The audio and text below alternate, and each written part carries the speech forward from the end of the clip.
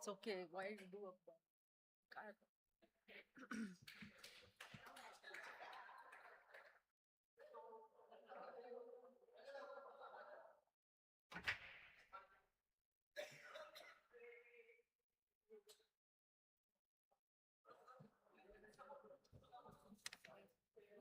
you please you also go there. Fine.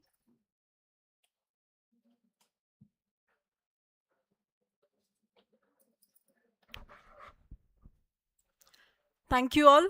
Please take your seats.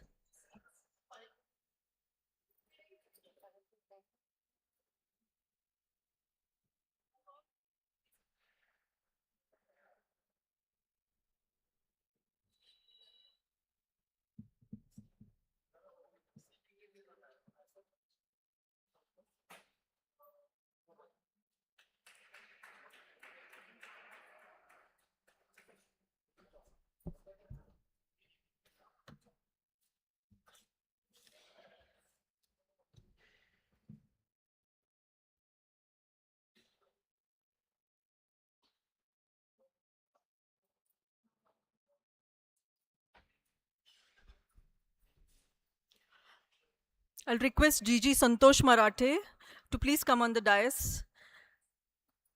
The District Environment Director, Rotarian Rajendra Saraf, to please be on the dais. And Dr. Ratnadeep Joshi from MIT, request you to please come join us on the dais.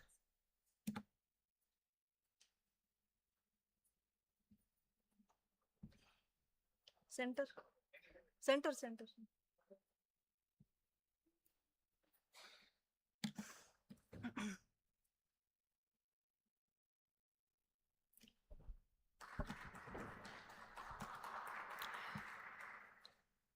Request everyone to rise for the national anthem.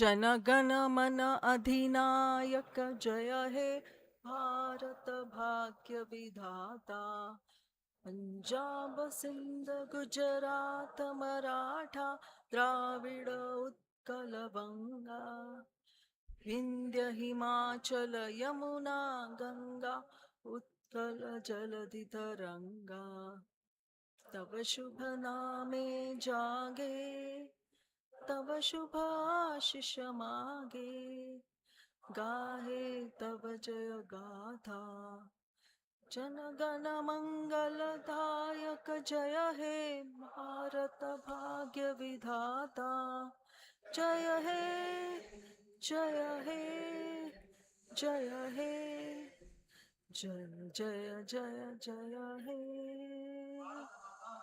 जय.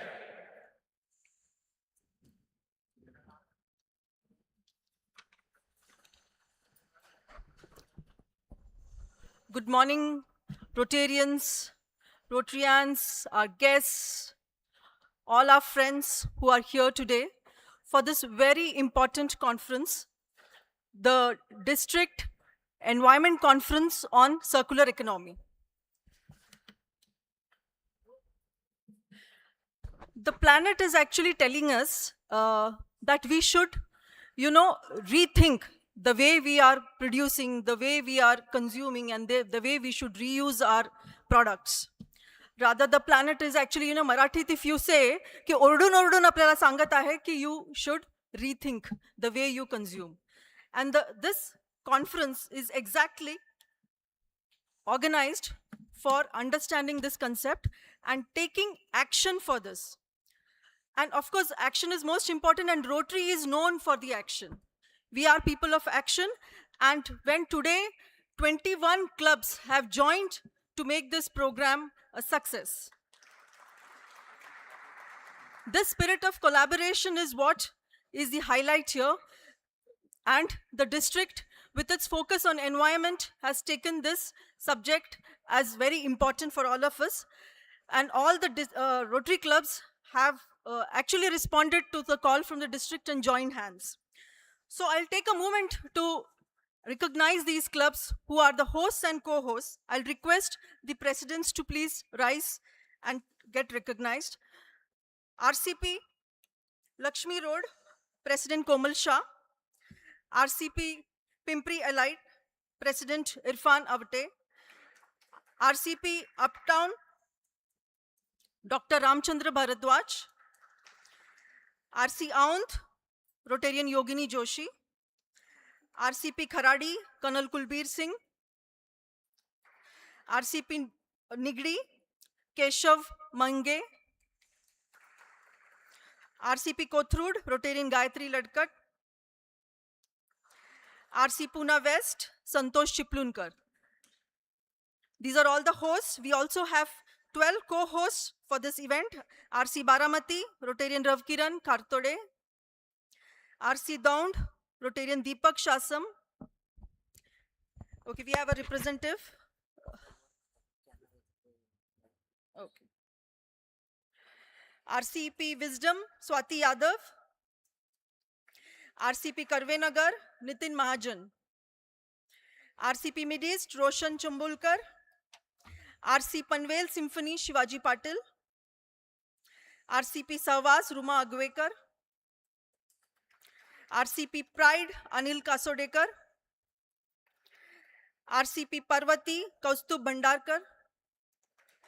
RCP Tilak Road, Devdatta Hambardikar. RCP Pune South, Manisha Belgaonkar. RC Kharkar Midtown, Dr. Ravi Kiran. And RC Pune Central, myself, Lekha Nair.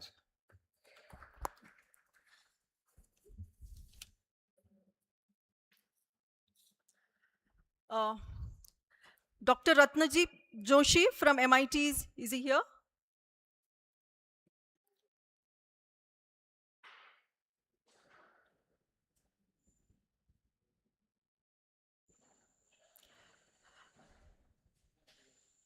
Dr. Joshi, will request Dr. Ratnaji Joshi to welcome all of us on behalf of MIT. Is Dr. Joshi here? Dr. Joshi is not here?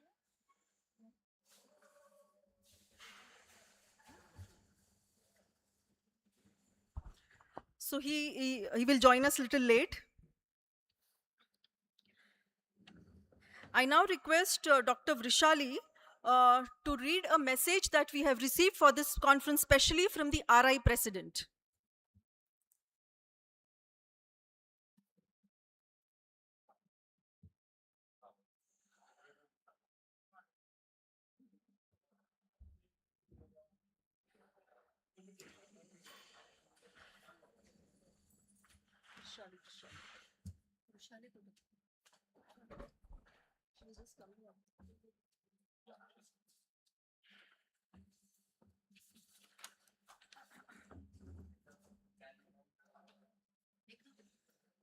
Good morning.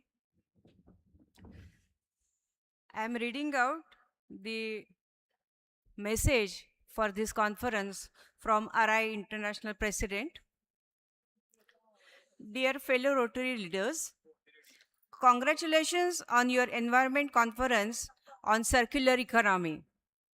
Your commitment to chartering new clubs, embracing diverse club formats, and expanding Rotary's reach to new communities is vital to building a stronger and more impactful organization. By encouraging collaboration and challenging ourselves to look beyond traditional approaches, we can and will achieve our goals such as defeating polio and creating lasting positive change. Through innovation and the embrace of new ideas, you are ensuring that Rotary remains relevant and dynamic, ready to meet the challenges of today and tomorrow. I hope your environment conference on circular economy inspires you to continue shaping Rotary's future as we honor its proud legacy. Let this event bring you and your clubs closer together and strengthen your resolve to create a lasting difference in the communities we serve. If we unite in purpose and action, we can and will create a better world. Let us all commit to unite for good. Kind regards, Francisco Arezzo. Thank you.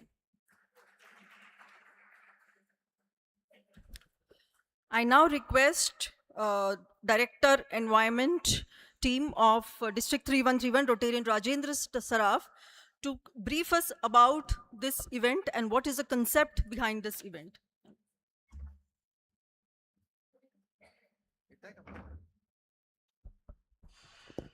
Slide दिसते होते का नसेल तर राहू दे I can talk नाही होते सुन दे no problem good morning सुप्रभात while coming to this campus one person asked me what is circular economy and why the conference is there. It's a common man question, shall be answered. So I said,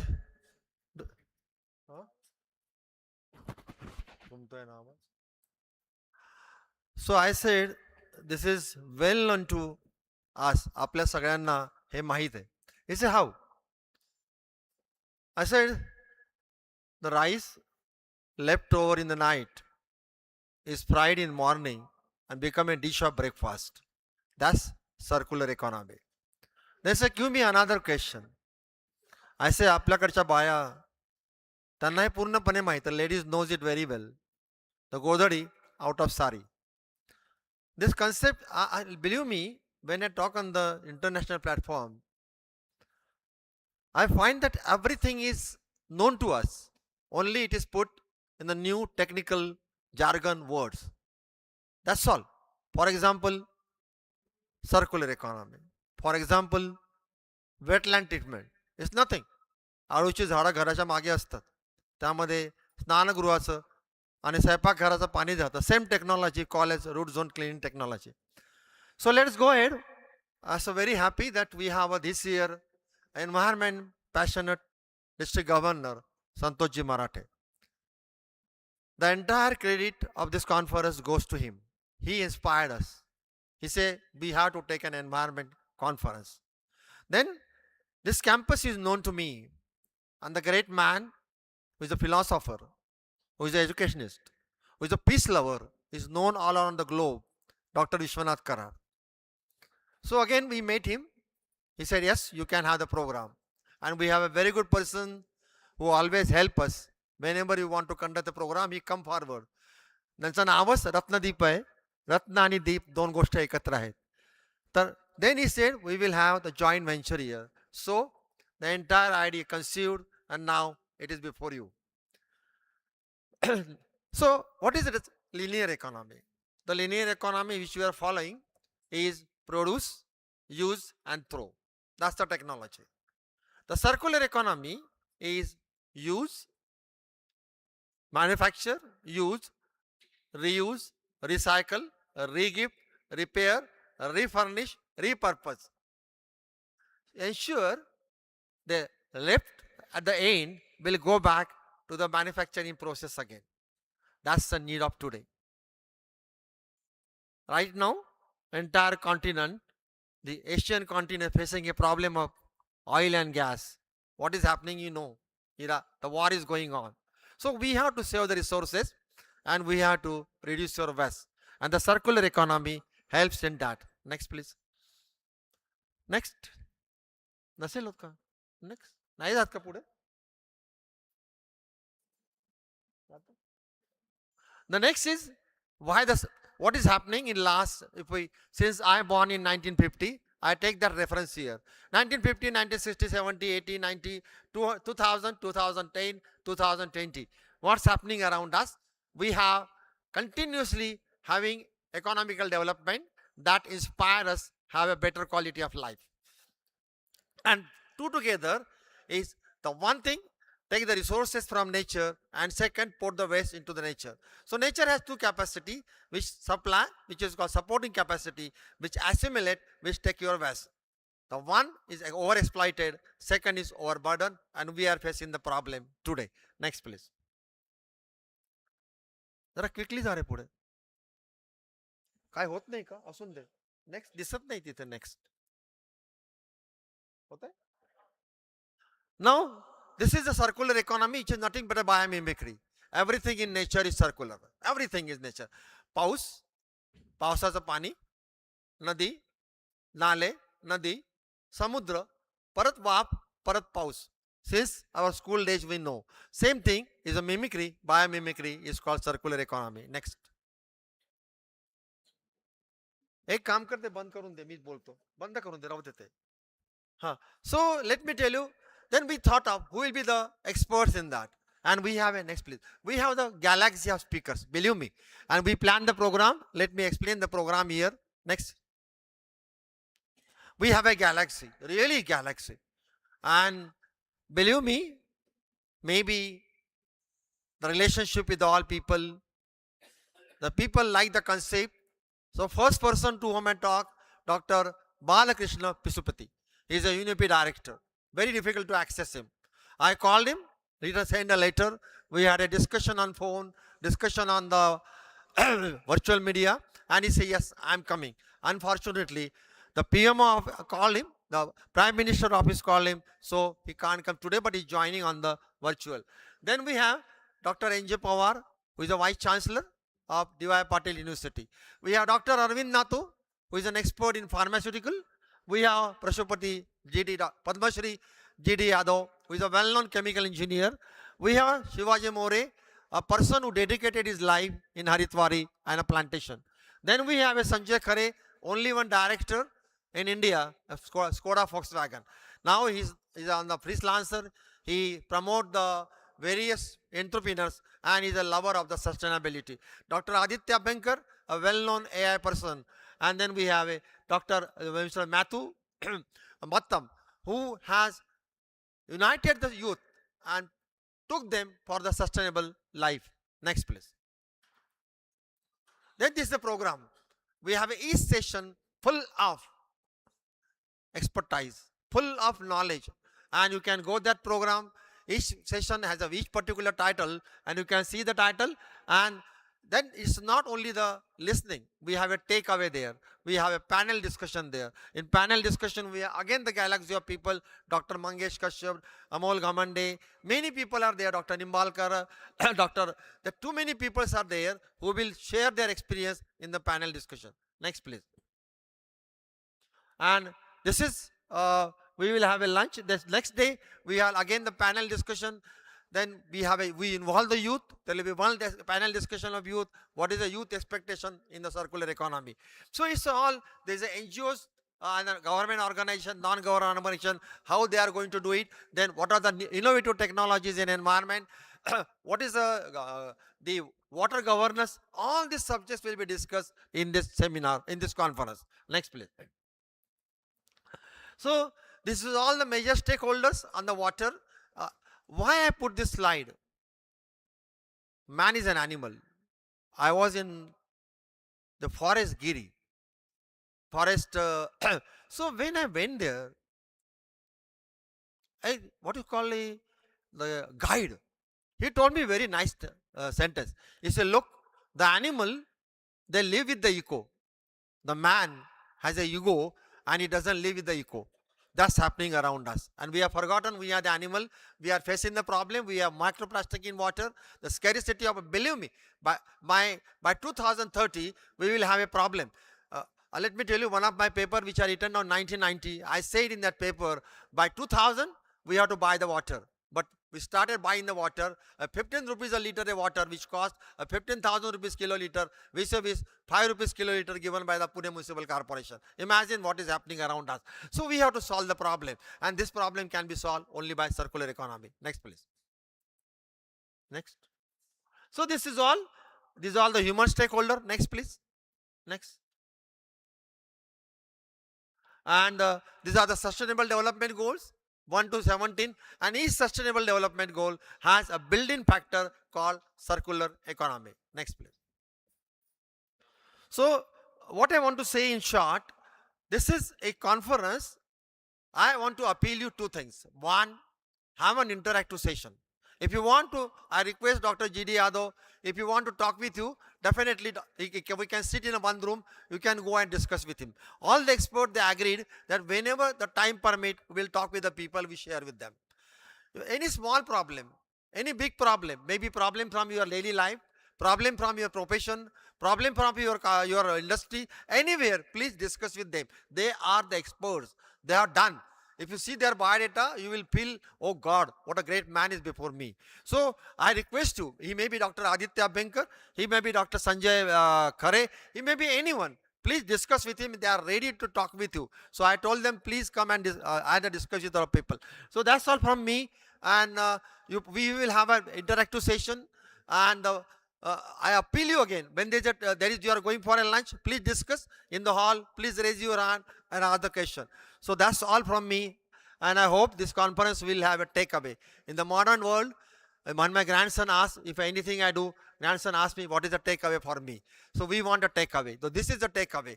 And let me tell you, affirm, let us say you can make 100 rupees stamp paper, I can write it on you. The only future of this world, the only future of this world is circular economy.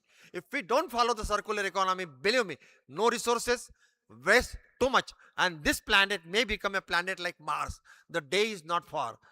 A simple question is 1944, after 144 years, we may have a, we may have the Kumbh. So let me know, we will have so Kumbh Mela. So that Kumbh Mela will not be there because with no water, the Himalaya will be completely, there will be no ice on the Himalaya and there is no water in that. This may be happening tomorrow. So let's start. It's a Rotary venture. So let's join the Rotary venture, follow the circular economy in life. Thank you very much. Thank you, Saraf sir. Our today's chief guest, Dr. Balkrishna Pashupati, he could not join us because last minute he had to go to PMO. So he'll be joining us online though. So I'll request Rotarian Satish Ustarikar to kindly introduce him.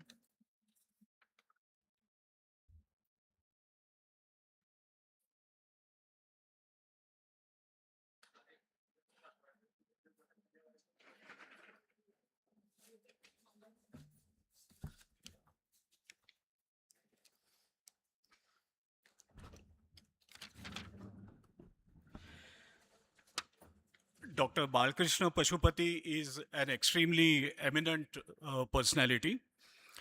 He is an internationally renowned conservation and development specialist with close to 3 decades of experience working at national, regional, and international levels, holding positions such as the chairperson of FLEDGE, an international think tank, vice chancellor, transdisciplinary university, chief of biodiversity, land law, and governance programs at United Nations Environment Program, senior policy fellow at FRIDGE of Nansen Institute. He served as Chairman, National Biodiversity Authority, Government of India, Coordinator, Biodiplomacy Program at United Nations University, Head Regional Biodiversity Program for Asia at the World Conservation Union, Head Biodiversity and Biotechnology Programs at the MS Swaminathan Research Foundation. He is currently Head of UNEP's Environment Policy, focusing on issues of science policy interface, policy coherence, international environmental governance, and the related. He is an invited fellow of American Association of Advancement of Science, elected fellow of Linnean Society London, invited member of Cambridge Commonwealth Society, policy fellow at FRIDGE of Nansen Institute, adjunct fellow at Research Information Systems, a think tank of Ministry of External Affairs, Government of India. He has authored about 300 publications on topics including biodiversity conservation, development biotechnology, law and governance. Dr. Balkrishna Pashupati is a leading global expert in environment and conservation, currently serving as the country director for the UN Environment Program in India. focusing on policy governance and climate issues with deep experience in biodiversity, biodiplomacy, and sustainable development, including prior leadership roles at UNEP and as chairman of India's National Biodiversity Authority and maintains strong connections with global bodies like Rotary International for sustainable initiatives.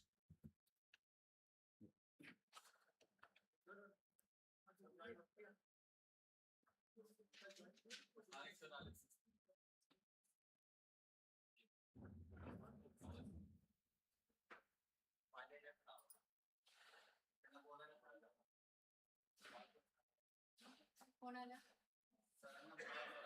आपल्या sir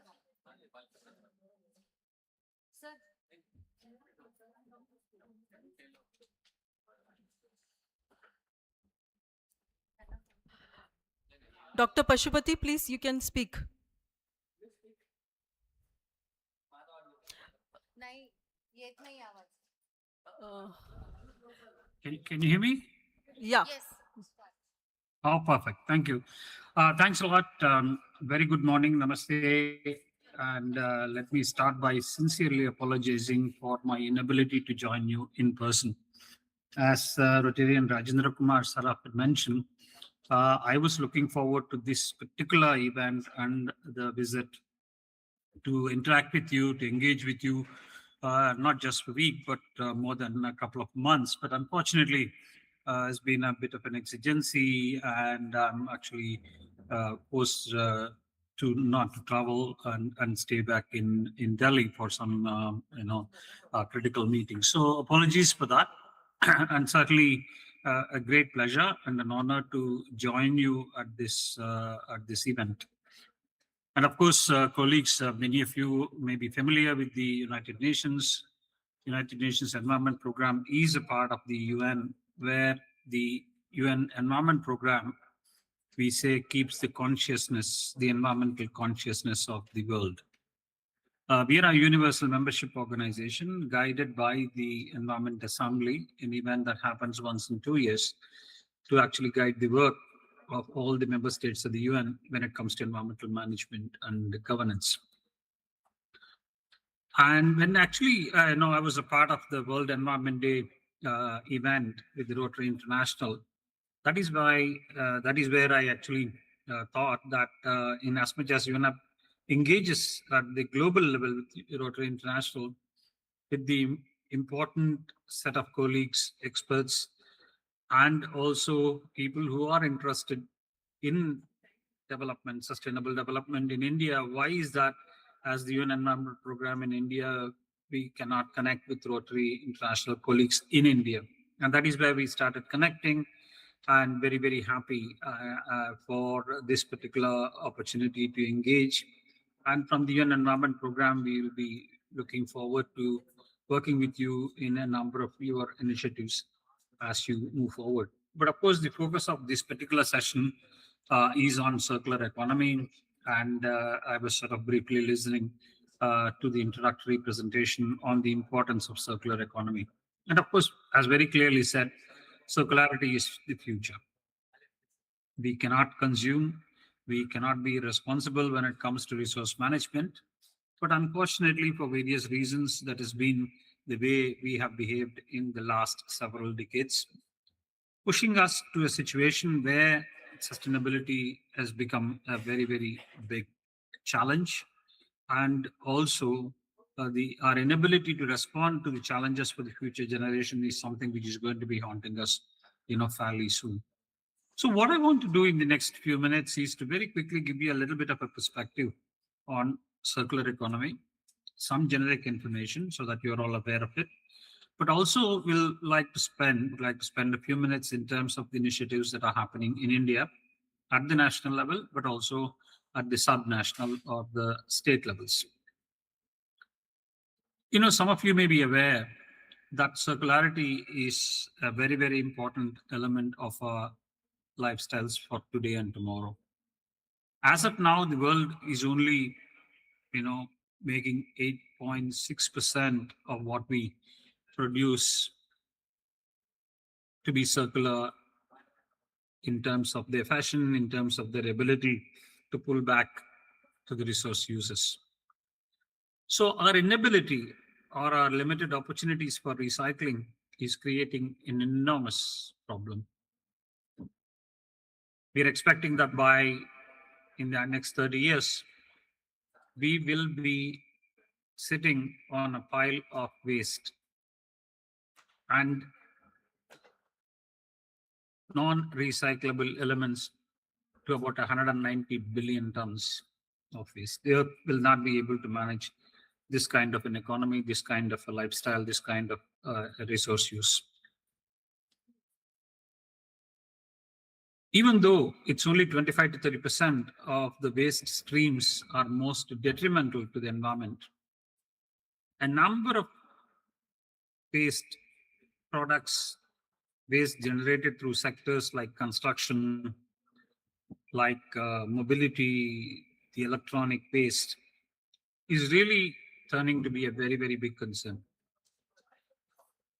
As of now, globally, when it comes to the electronic waste that all of us, unfortunately keep producing, we only have a collection rate of 70 to 80%, of which only about 18% is what is recycled formally.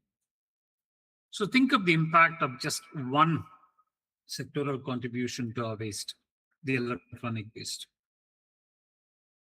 And by 2040, we would need an additional capacity of what we have increased by 55% if we want to hit the plateau in terms of the waste that is generated and our ability to recycle. And to do that, globally, we will require anywhere from $2.1 to $2.2 trillion, which is a set of resources or finances that in the current situation, the world will not be able to manage to secure.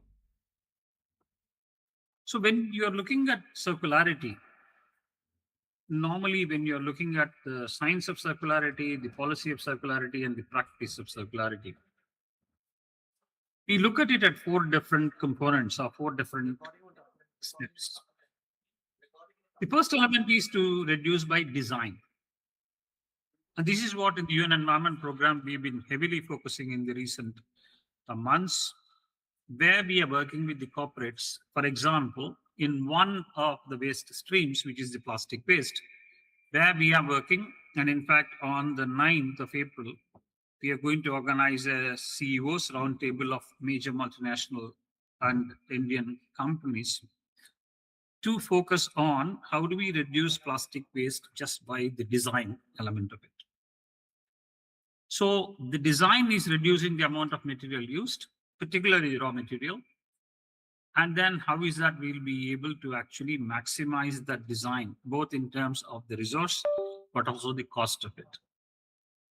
The second element is the user-to-user perspectives, where we are looking at refusing to generate waste, and this is mostly at the individual level, reducing and reusing. So refusing, reducing, reusing is something which is more a user-to-user level. The third element is the user-to-business, where we are looking at the entire circularity in the context of repair, refurbish, and remanufacture. Unfortunately, in a country like India, the user-to-business components of repair, refurbish, and remanufacture historically stayed with us for many, many, many decades.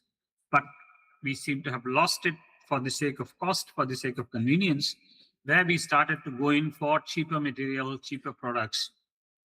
There, repairing is not possible, refurbishing is not possible, remanufacturing is not possible. But globally, this is where the push is increasingly going to be happening. A very simple thing of using cloth-based bags is a very good example of where the user-to-business component comes into play. And the last part of it is to focus on business to business, where we are looking at repurposing and recycling. A lot of entrepreneurial activities are beginning to happen at different levels, at the small and micro and medium enterprise level, and also at the larger manufacturers levels, in terms of looking at repurposing and recycling. So within India, when you're looking at the Indian context of circular economy or circularity, our current trend of development is more geared towards supporting manufacturing-led growth. It's a given. And for a country to develop, it is definitely something which we cannot compromise on. So from the UN Environment Program, we actually brought together a number of initiatives, a number of international, national, and regional entities, and a number of countries and UN bodies to come together to look at a number of action plans in support of circular economy. As of now, we have helped states like Goa and Gujarat to develop state-level action plans on circularity. We are constantly working with a number of different ministries, including the Ministry of Environment and Forests, to further strengthen what is called as EPR. Some of you would have heard of that term.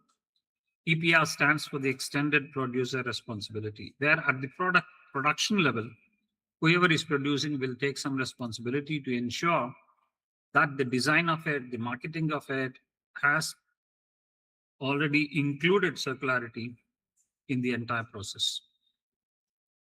And if we are able to actually focus on circularity, circular economy, green economy, it is not just an environmental paradigm shift that we are looking at, but it also makes perfect economic and social sense as well.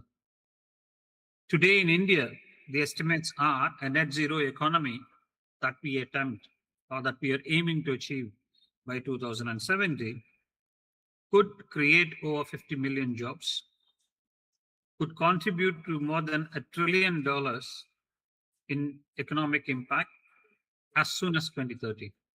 So we are not looking at another 40, 50 years for the impact. We are looking at less than 5 years in terms of seeing an impact. So investing in circular economy or circularity is something which makes perfect economic sense also. And that is why, even at the global level, the political support or the momentum in support of circularity is something which is significant, and it is increasing by the day, whether it is related to the political declarations and the investments and the actions related to the outcomes of the G7, the group 7 countries, the G7 declarations or G7 outcomes. And when India was holding the presidency of G20, which many of you are familiar with, India actually pushed for having a resource efficiency and a circular economy industry coalition. And this coalition is something which needs to be strengthened, not only at the global level, because it was backstopped by the G20 process, but we need to have more coalitions at the subnational level, at the sectoral level within India as well. UNEP also serves as the secretariat for a global program that has been provided or mandated by the UN General Assembly called the 10-year Framework Program on Sustainable Consumption and Production. We call it as 10YFP. Today, India sits on the board of this particular program with a commitment that it not only will focus on learning from global perspectives on how to enhance circularity, but also will be able to provide India's experiences of moving circularity to regional and global levels. So from UNEP, what we're doing in India is to actually focus on certain sectors, such as the building and construction sector, textile sector, plastics. Each of these sectors has enormous potential to go circular. But then it needs science, it needs technology, it needs expertise, and also it needs people and practitioners who will be able to embrace our ability to focus on circularity. And this is an intensive process. It cannot be done just by a government policy or a government regulation. It has to be a people-led movement. And that is where, as Rotarians, all of you will play or should play a very, very important and a critical role in terms of pushing for circularity at different levels. At the household level, what you as individuals you will be able to do. I realize that there are a lot of youth who are a part of this conversation. Certainly, they will play a very, very important role on how will we translate our intent to go circular into action on the ground. Children and youth are a very, very important stakeholder group. In fact, at the UNEP level, in India, we have a network of close to 800,000 youth who work with us just on one aspect of circularity in plastics. So we require enterprise developments. We require economic incentives for people to change the way we actually are consuming in terms of our day-to-day life. Convenience cannot be an excuse that we'll continue to go linear, and that will really destroy the planet and our own futures, our children's futures as well. So from the UN Environment Program, we are working at both national and state level. There at the national level, we are working with Ministry of Environment and Forest to create a national center of excellence on circularity and green economy. But also at the state level, for example, in the state of Tamil Nadu, we have signed a letter of intent and an agreement to support the state government of Tamil Nadu to establish a center of excellence at the state level on circularity and green economy with some very, very specific focal areas. As I said, it can range from building and construction to textiles to plastics to a number of other things as well. But we also run a multi-partnership, multi-year, multi-country program, which is called Partnership for Accelerating Green Economy. We'll call it as PAGE, where close to 10 UN agencies work together, and this is being implemented in about 7 different countries, including in India, where circularity and green economy forms the very fundamental or the backbone of what is it we are trying to do in terms of our ability to go sustainable. A number of experiences exist in the world, and as UN Environment Program, what we do is to bring those experiences to India, but at the same time also take the challenges to find solutions from India to the global components as well. But in addition to some of those sectors, we also work to create institutional capacities, whether it is at the level of the Confederation of Indian Industry or the Federation of Indian Chamber of Commerce or a number of those entities in terms of their own activities. Our support is to provide policy guidance, is to look at technological advancements happening in other countries that can be brought to India, but also ensure that different sectors, different enterprises embrace circularity at different levels. It cannot be a one-size-fits-all approach when it comes to circularity. India is also going to be hosting what we call as the World Circular Economy Forum in September 2026 this year, where India will basically be leading global efforts in terms of showcasing what should be done in terms of circular economy. It will be held in Gujarat. We still are working on the dates, and the UN Environment Program, a number of different ministries, and also state governments, private sector will be working very diligently in terms of providing inputs into the World Circular Economy Forum.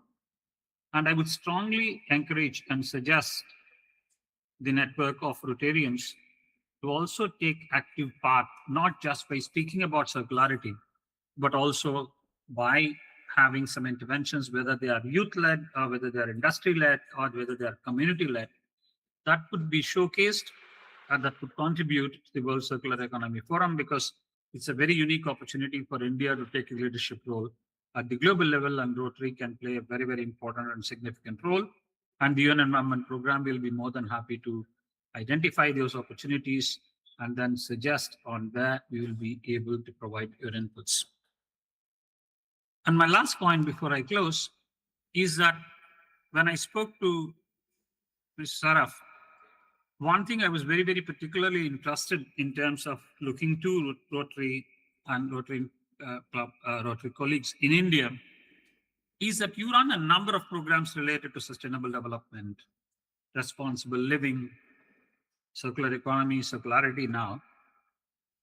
And it will be very, very important. It will be very good that some of them can be very focused. Some of them can be very, very targeted in terms of our ability to actually try and see how we'll be able to influence change on the ground and the changes that we'll be able to certainly make. In fact, I even suggested that Rotary in India can take a pledge that at least one day a week, we all will go with your support, free of single-use plastics in our households, in our neighborhood, in our localities, in our enterprises that we are working on. A very simple step, but a very significant step for us to move forward in terms of our ability to do things differently. So it's a great honor and a pleasure for me to join you during this particular conversation. And UNEP in India, but also globally and regionally, will be more than happy to work with you and support you in your endeavors. Please do stay in touch, continue the conversation. No idea is a bad idea. It is on how we invest to make the idea work is what is significant, what is going to be critical and important. And certainly, I look forward to an opportunity to meet a number of you in person as soon as possible. But then, as an outcome of this particular conversation, UNEP would certainly welcome some specific inputs or ideas from Rotary in India in terms of supporting circularity of what is that you would like to do, where is that we'll be able to support. Thank you very much. And once again, sincere apologies for my inability to join you in person. And I wish the program all success. Thank you very much. Thank you, Dr. Balkrishna. Thank you so much. I now request Dr. Ratnajeet Joshi, Registrar of MIT, to say a few words.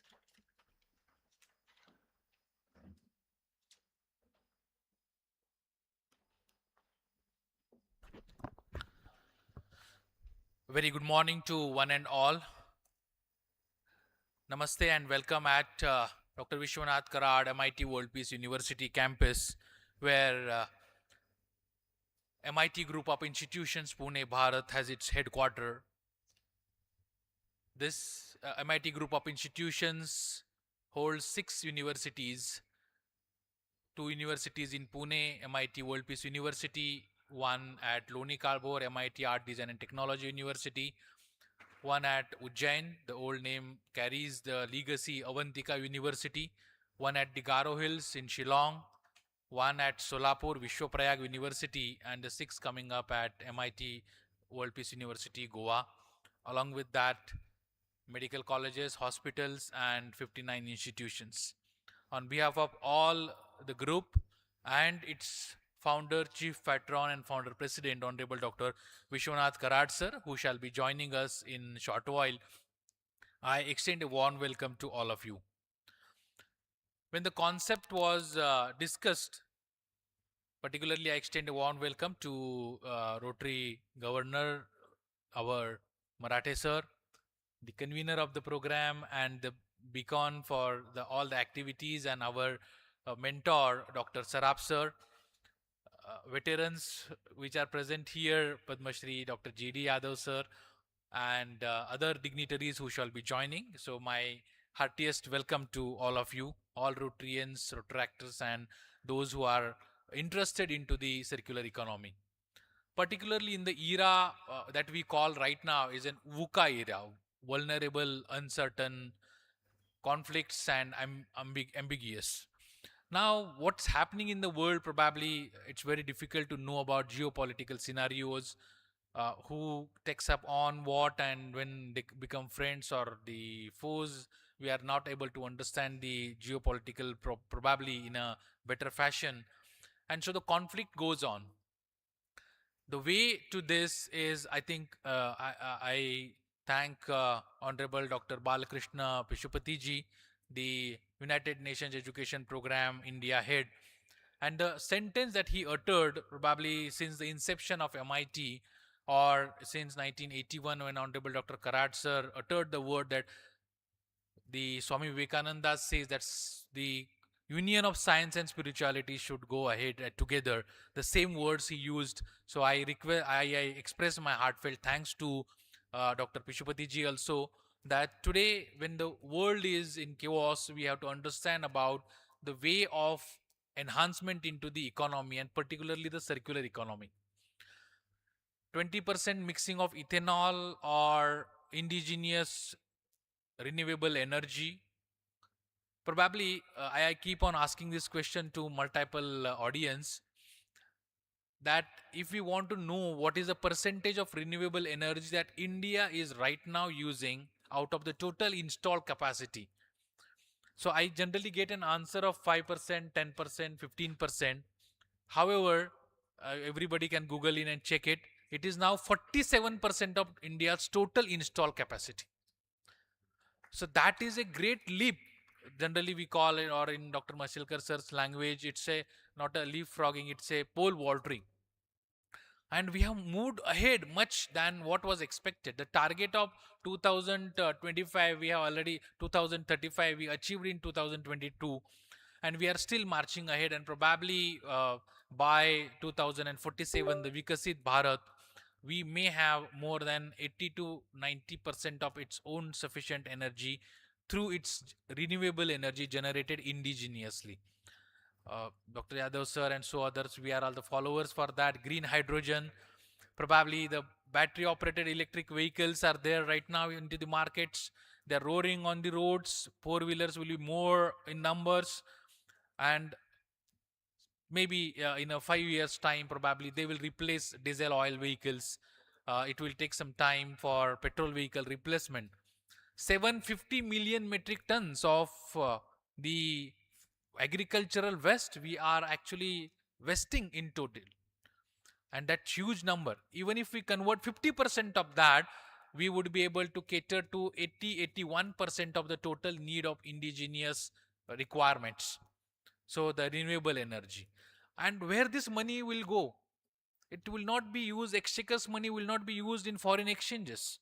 It will be used for the people in India, by the people in India.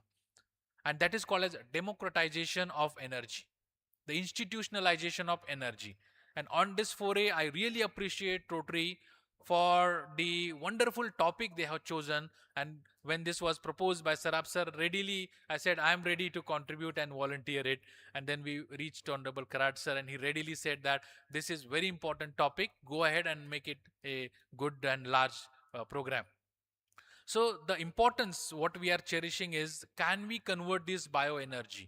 Solar energy, PM Suryagar Yojana, probably as you know, that even government is unable to cope up, states are unable to cope up with the demand that is coming up.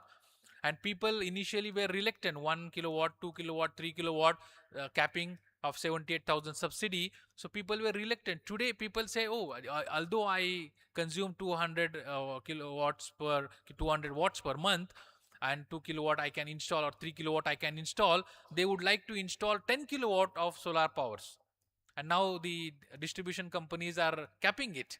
So rationing is coming up. Nobody would have thought that capping of capacities of solar units would be a part of something. It is wrong in my personal view, and it should be allowed for everybody's use, that if you have the solar roof, if you have the rooftop, install whatever capacity you want. You can cap the subsidy, no doubt. It has to be needed, it should go to. But the installation capacity should be allowed. The biomass to the bio-CNG, and bio-CNG to one. Couple of days, we were actually traveling for last 7 days. We came back yesterday to in Pune. All other units and visits were there. Many programs where the Karat sir was very occupied, but he kindly consented to come today. So I was getting so many calls that, you work in bio-CNG, can you supply it immediately, because we now need it. So it cannot be installed so immediately, right? So there are pledges of different companies. Big companies are pledging for 5,000 plants of 440 metric tons. So many companies are coming up. Energy companies are set up in India. So this economy will itself grow and build itself. So I always call this economy, or circular economy, as the Gopal Kala during the Dahiyandi function. It's very popular because it gives you the unity. Samagajadvam samadvanvam samavo manasi janadam. Let's come together. Let's think together. Let's move together. Let's contribute together. So we have to go through the Rigved Shruti that was stated, and how the people, Deva Bhage Purve Yatha, the people used to come together, contribute. Same thing, each individual has to contribute. In Gopal Kala Dahiyandi, what everybody contributes. If one single fellow is not able to perform or fail down, the whole stature gets collapsed. So everybody has to contribute and ensure that we work as a volunteer into the field. This is very important. The feeling of volunteering is the right thing which instilled by such kind of one, and Rotary is known for that volunteering. So my sincere appreciation and welcome to each one of you, dignitaries on the dais, off the dais, today's speakers. A galaxy of speakers are there. Many luminaries will share their views and research as well as their thought processes, because the time has now come that we have to come out of those ivory towers where the contributions or work has been done, and let us bring it to the masses and community. Let the community get benefited from that. The sportiness should come here, that whenever we are together, let us contribute for the societal development, and let us grow together, because circular economy talks on the same way. Each one benefits and everyone else also benefits, and that's how we pledge. We have a multi feed bio-CNG plant on our campus. I request all of you that please spare some time and please visit that plant, which is on a little different concept. We used different saliva for generation of biological bacterial colonies, and we could reach to 10 to 12% of the gas yields when the world is struggling at 5 to 6%. I request all of you to spare 5 minutes and please visit our Green Hydrogen Research Center's bio-CNG lab. The green hydrogen pyrolyzer plant is already ready. We have created fertilizers which are water soluble coated fertilizers. Incessant rains and the fertilizers or urea. I'm from chemical engineering background. So the urea gets washed out, and then it becomes difficult for the crops to get the urea. It's an hydrophilic, and because of that what happens is it try to absorb water from the root, and the root water from roots is absorbed by the fertilizer. When the outside water irrigation or the rainwater is not available, the leaves fail yellow and it dies. So nitrogen reduction that happens. So we are avoiding it. Only when the water will be available, the coating will dissolve, and then the fertilizer will be available, because what we get from bio-CNG plant is a manure. So we have to enrich it as a fertilizer and then supply it to the farmers, and we are supplying it right now in some small quantity. We did some experimentation and we have got fantastic results.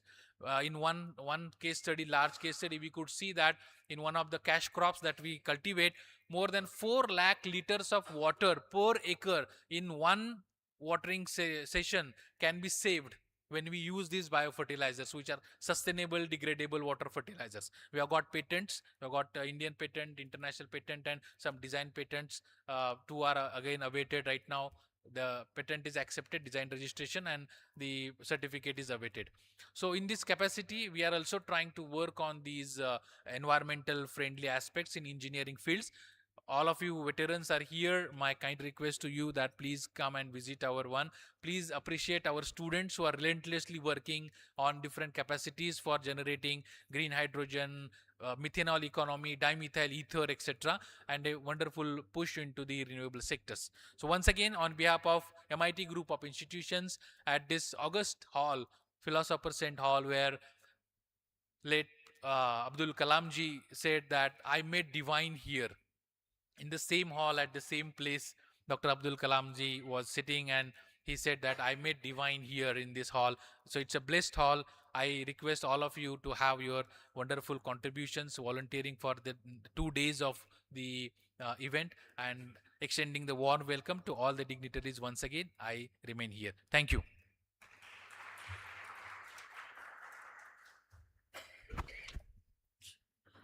Thank you, Dr. Joshi. Our DG Santosh Marathe, for him the environment topic is very close to his heart. So we'll definitely like to hear him. And before that, we'll have the introduction AV clip.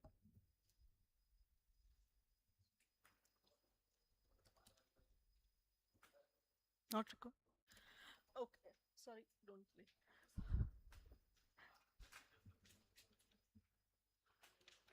Okay, so I'll request rotate DG Santosh Marathe to say a few words now.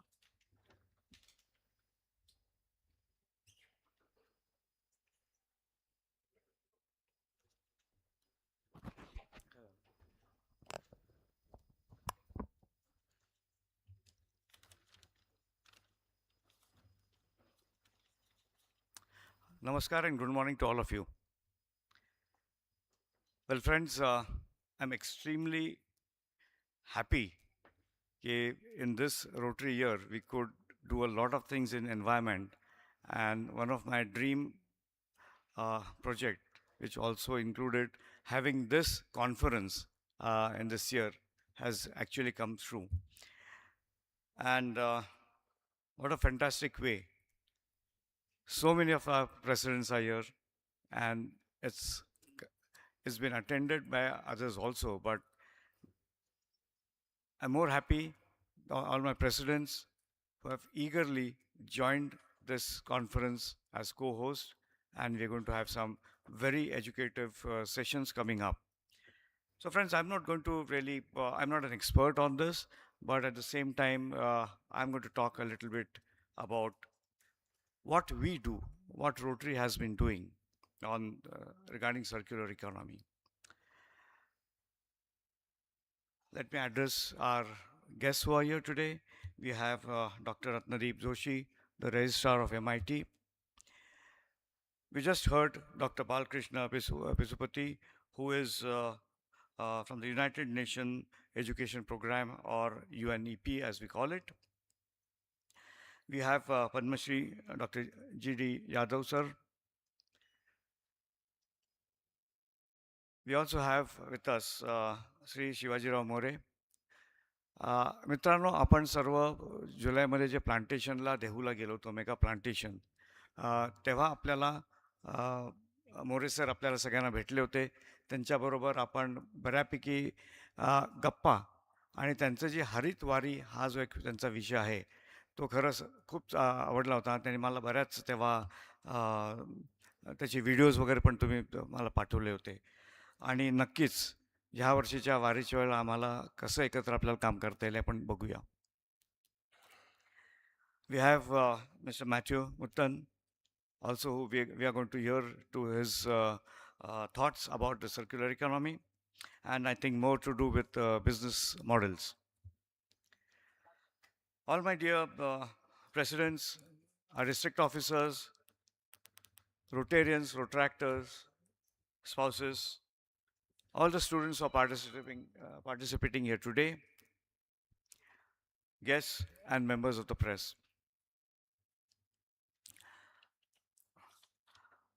As Saraf sir has already explained what is the difference between a linear economy and a circular economy, I would also touch upon it once more to ensure that it all goes deep inside our mind and we know exactly what we are going to do. So friends, at the Rotary International, we have our motto, service above self, which has always guided us to create sustainable solutions for communities. Please remember, it talks to us about sustainable solutions. And today, one of the most important global concept aligned with our work is the circular economy. As we heard that the circular economy, the linear economy, it's more to do with take out natural resources from the ground, from the earth, do something about it, make some products out of it, use them and dispose it off. This is what we have been doing since probably humanity till now. And we know the results. We have seen depletion of our natural resources over time. And thus came this concept of a circular economy, which is probably nothing new to the Indians, to our culture, because we have always, I remember since childhood, we have always been recycling things in our homes also. So this is a part of it. But now it has come at an industry level, and that is the reason why it makes more impactful for all of us. So in that, we learn how to reduce, we learn how to reuse the materials, recycle resources, and regenerate nature. It's not only reusing the resources that we have already depleted and used, but again, how we can convert that and put it back into the nature, into the earth, where it can be, again, used for various purposes. So across the world, Rotary clubs, my friends, has been practicing circular economy for a long time. And what are we doing about it? We have been promoting plastic recycling and waste management projects since a long time, supporting repair and refurbishment of equipment for schools and hospitals. We have seen that we have, for example, the computers. Corporates use computers for 2 to 3 years, but they are in absolutely good condition. We again make them ready for the students, and we have been distributing hundreds and thousands of computers over the last for 5 to 6 years. We encourage rainwater harvesting and water reuse, promoting composting and sustainable agriculture. Well, friends, this is again something in last 1 or 2 years we have started, that Rotary was really not thinking about how to improve the soil quality and how to help our own farmers who live in the rural areas and who are actually working for us to provide us the food. And that is where we have started working on.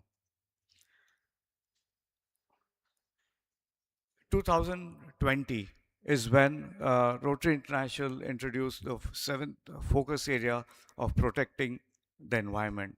And since then, we have started more work on this focus area. Every time Rotary Club converts waste into a resource, repairs something instead of discarding it, or plant trees to restore ecosystems, we are contributing to the circular economy. Friends, every year people ask me, not from the Rotary world, but outside, why does Rotary Club always in the month of June, July, August go and plant thousands and thousands of trees? What happens to them? Friends, whatever we are doing today is not enough to increase the green cover of our country. A healthy green cover for a country like India in our where we are today geographically, we require 33% of green cover, which has gone down to 20%. It had come down to 17. Probably it has now gone up to the 2021 level, but we have a long, long time to go. And therefore, we have to continue doing whatever we are doing today for ensuring the green cover comes up. As Rotarians, we have the power to influence committees.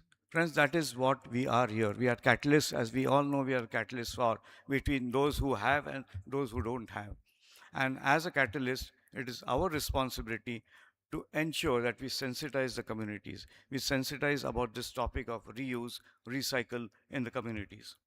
And by that, we are not only going to help our communities or ourselves, but we are going to help Mother Earth in this, whatever things we do about now. Well, friends, post-pandemic and climate-related changes that have really come up, what we have understood is the need for sustainable living. And this need for sustainable living has become one of the priorities of all nations across the globe, and more so, Rotary has taken up more on this. Protecting the environment, which is our seventh area of focus. We have started working on using bigger and bolder projects through bigger CSR grants or global grants, which is helping us a lot in this area. We have also been doing a lot of awareness in schools, colleges, housing societies. In fact, we all know since last 2-3 years, we have started a campaign on green societies where Rotarians go to various housing societies, talk to them about the various green initiatives that each and every person can get. And this is where we are all leading. So we are doing our part, and we need to now sensitize the community to get this done.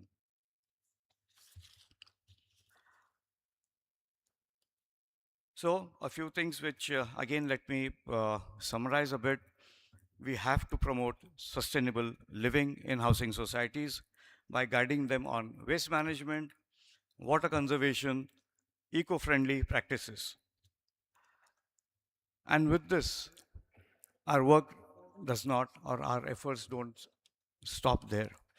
We ourselves need to practice it 100%. When we practice it, we can tell others what can be done.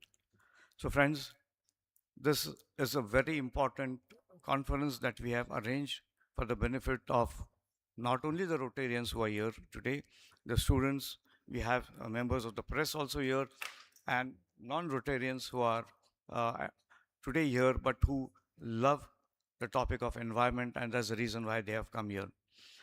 I wish this seminar a grand success, and I hope that we will all have lots of positive takeaways from this conference. Thank you very much.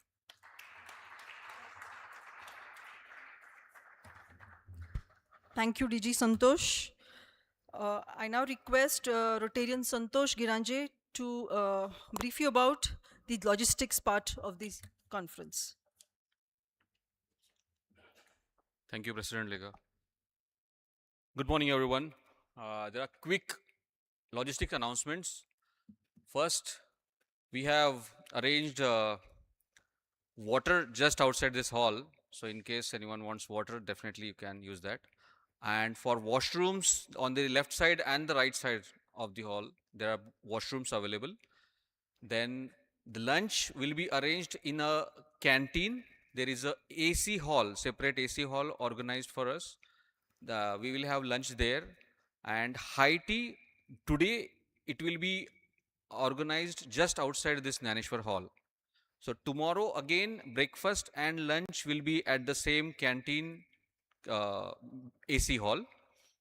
Parking, there are two options. You already are here, so definitely you are aware that one parking is definitely you might have got opposite canteen. There is one more parking which is opposite the chemical department. That's the main parking part of the area.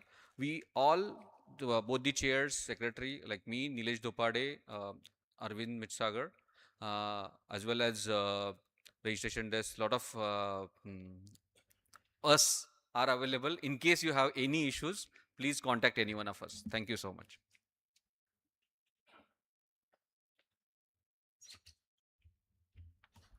Thank you. Now I request Rotarian Sanjot Malpani for the vote of thanks. Good morning, everyone. This conference happening for the first time in our Rotary District 3131, and vote of thanks, which is the most important thing. Thank you very much, MIT and the total college and all the dignitaries and everyone to be a part of this conference and giving us this hall and all the catering services and whatever we asked for. There was answer always yes from MIT. So thank you so much, Karar sir and Joshi sir. Ratnadeep Joshi सरांनी इतकी मदत केली आहे आम्हाला तर even त्यांचे students पण उत्साहाने कॉन्फरन्स ऐकायला आलेले आहेत. Thank you very much all the presidents who are the part of this conference, being the host as well as the co-host for this conference. आणि तुम्ही पण केलेली मदत ही अतिशय मोलाची आहे आमच्या सगळ्यांसाठी. The DG संतोष की त्यांनी ही कॉन्फरन्स करायला आम्हाला पूर्ण सपोर्ट केला आणि जे लागेल ते तुम्ही करा आणि त्याच्यात फुल त्यांचे गाईडलाईन्स. तनुजांनी तर आमच्याबरोबर 3 मीटिंग्स केल्या की कसा फ्लो असायला पाहिजे, काय काय असायला पाहिजे. सो तनुजा पण आम्हाला याच्यामध्ये भरपूर मदत केली आहे. आणि आमच्या सगळ्यांचे लीडर सराफ सर, त्यांच्यामुळे आज आपण ही कॉन्फरन्स करतोय. And the whole team, environment team is also there, who is working bit running here and there for organizing all those things. पण सराफ सर आमच्या मागे आहेत. So thank you everyone, whoever is a part of this conference. Chairperson संतोष आणि निलेश हे पण खूप काम करतायत. आणि अरविंद being a secretary, म्हणजे हे तिघही जिथे कमी तिथे आम्ही असा रोल आहे त्यांचा. So thanks everyone for supporting.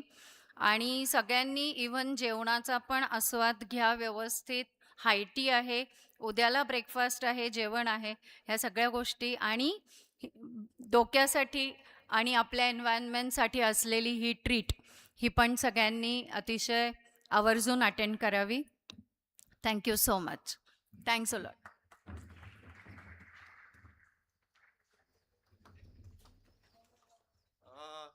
कदाचित अवधाने राहिलं असेल. We have to thank to Dr. Balakrishna Vishwashanti who joined online. I will convey this message to him and his assistant Flavio Lope. ते महाराष्ट्रीयन आहे. मला आश्चर्य वाटलं फ्लेविया लोप्स आणि महाराष्ट्रीयन. ते म्हणाले की मला उत्कोन मराठी बोलता येतं. ते सकाळपासून 7 वाजल्यापासून माझी कम्युनिकेशन करते. So thanks to them. I will convey message to him. Over to Vishal. हां, We'll now start with our sessions. So first session, I'll request Rotarian Roshan to come on the stage.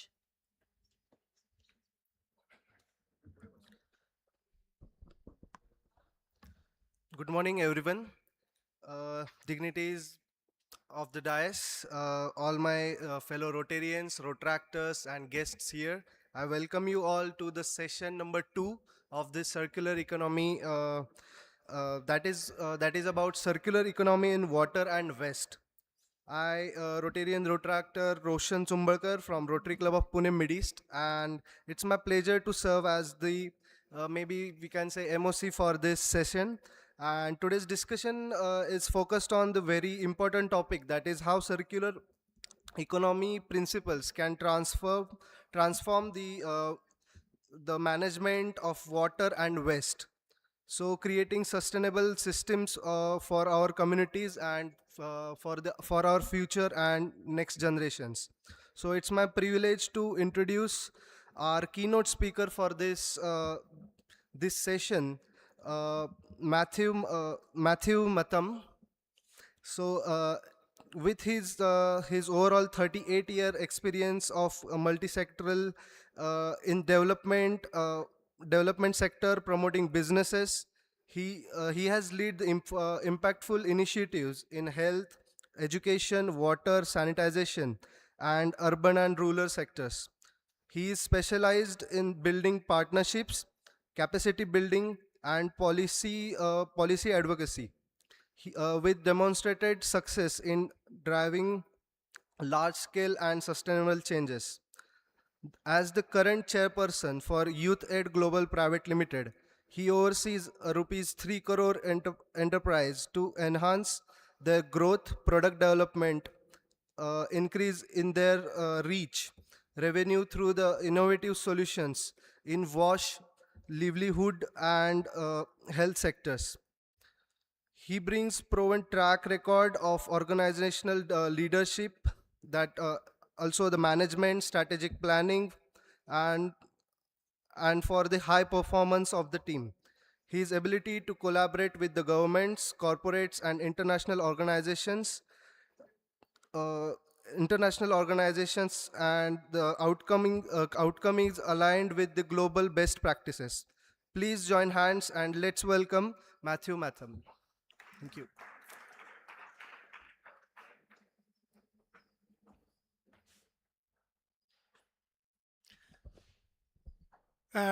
Dignitaries present, I think it was a wonderful message given by Rotarian Joshi sir and also Rotarian Marathi sir. I think if we can really imbibe those messages, I mean, India become faster a development nation.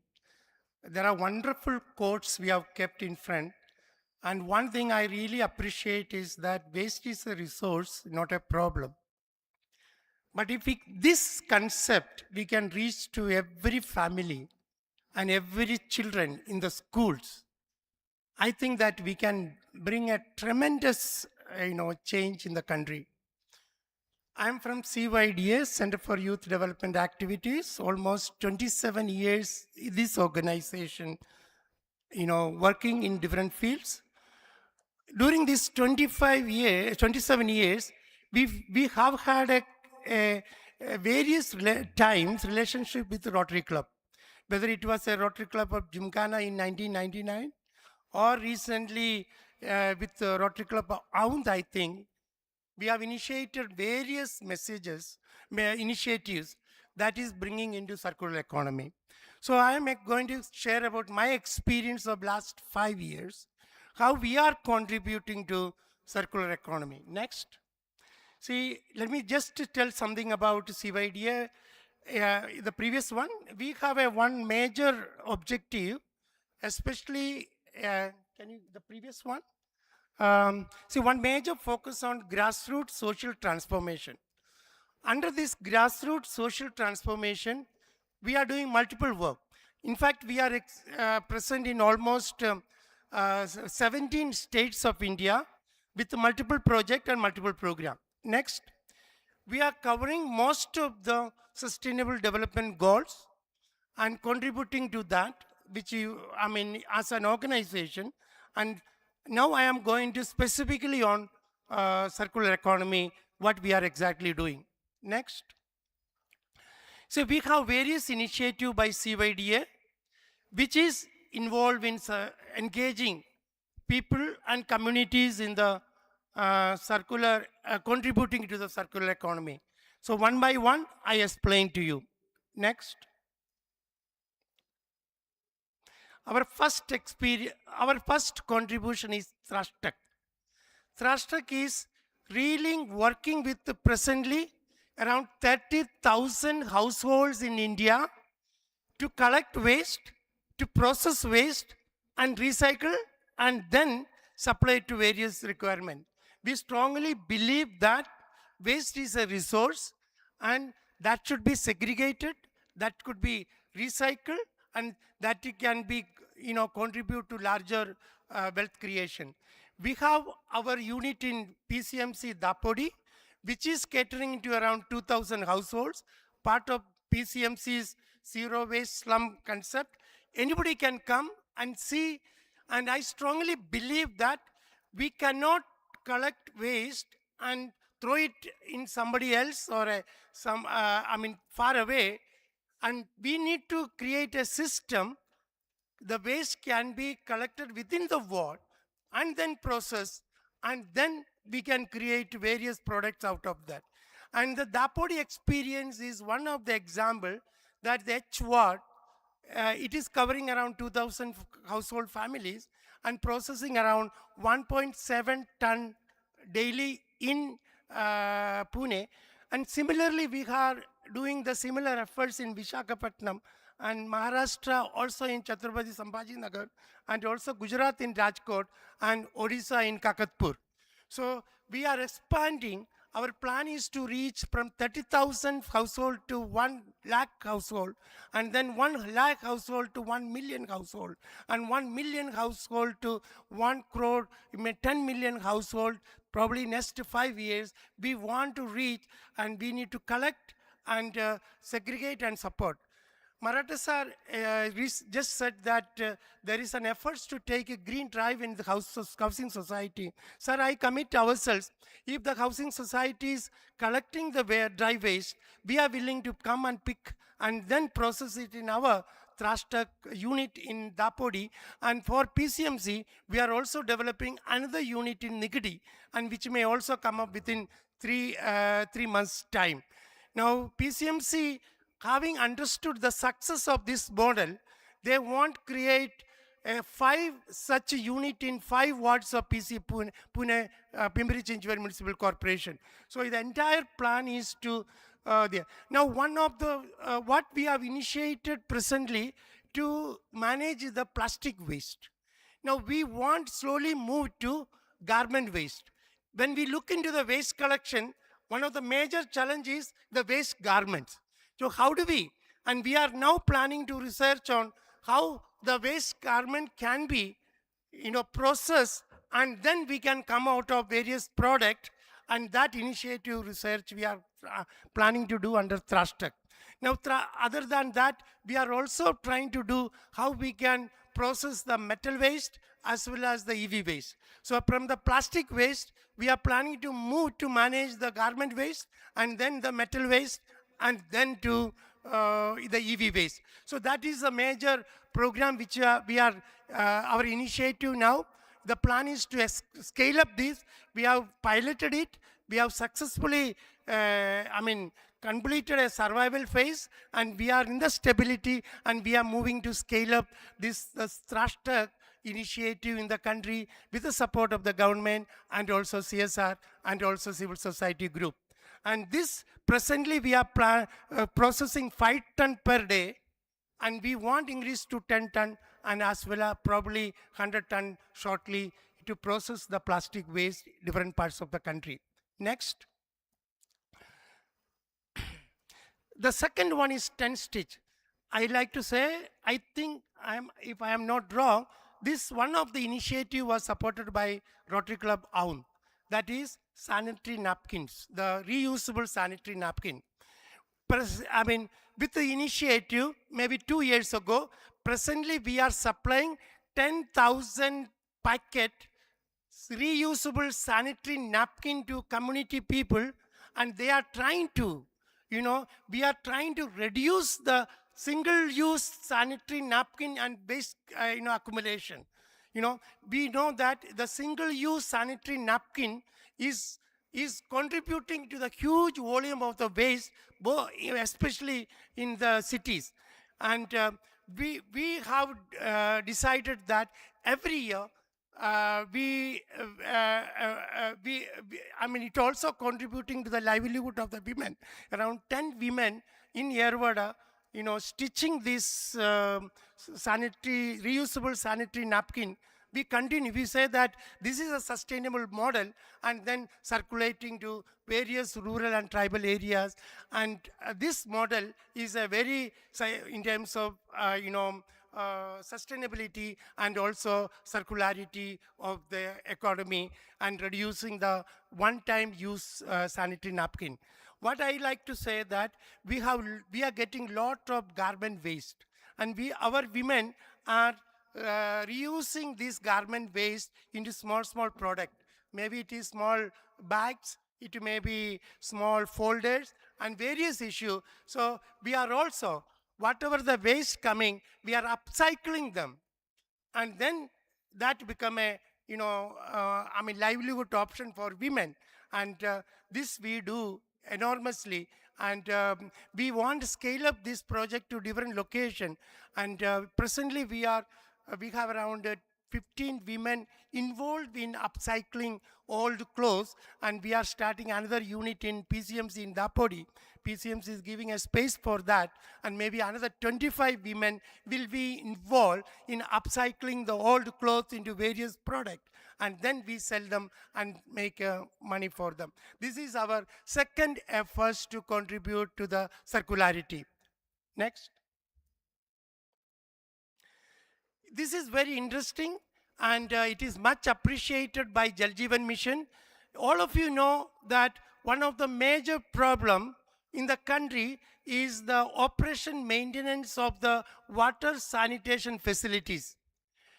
I know that many of you may be supporting school water sanitation infrastructure, the toilet infrastructure, the drinking water infrastructure.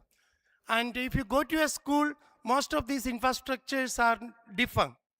And just like an urban club, we are training, almost in 7 skills, around 21 days skill to this Wash Mitra, Water Sanitation Hygiene Mitra, and leaving to them the panchayat and the tribal area. This is, we are looking at a one-stop solution to wash crisis. So this 800, already we have trained 800 wash mitras, and they are also looking into repairing of the toilet, repairing of the pipeline, looking into the water system. I like to say that we, in last 1 year, we were able to save 268 million liters of water. Otherwise, it could have been leaked out. And providing timely services to address this, water leakage in various panchayat and institutions, these wash mitras are contributing, contribute. Recently, we have been awarded by FICCI as the best washer skilling program in the country, and also it is also considered by the JJ ministry, JJ Jal Jeevan Mission ministry, and then they want to scale up in different state this program. After this 21 days of training, this training includes 3 days of plumbing, 3 days of electrical, 3 days of carpentry, 1 day of water quality testing, 1 day, 3 days of solar repairing, and we have this multi-skilled person made available in 1 or 2 panchayat, and that they serve in 2-3 panchayats nearby, and they can solve.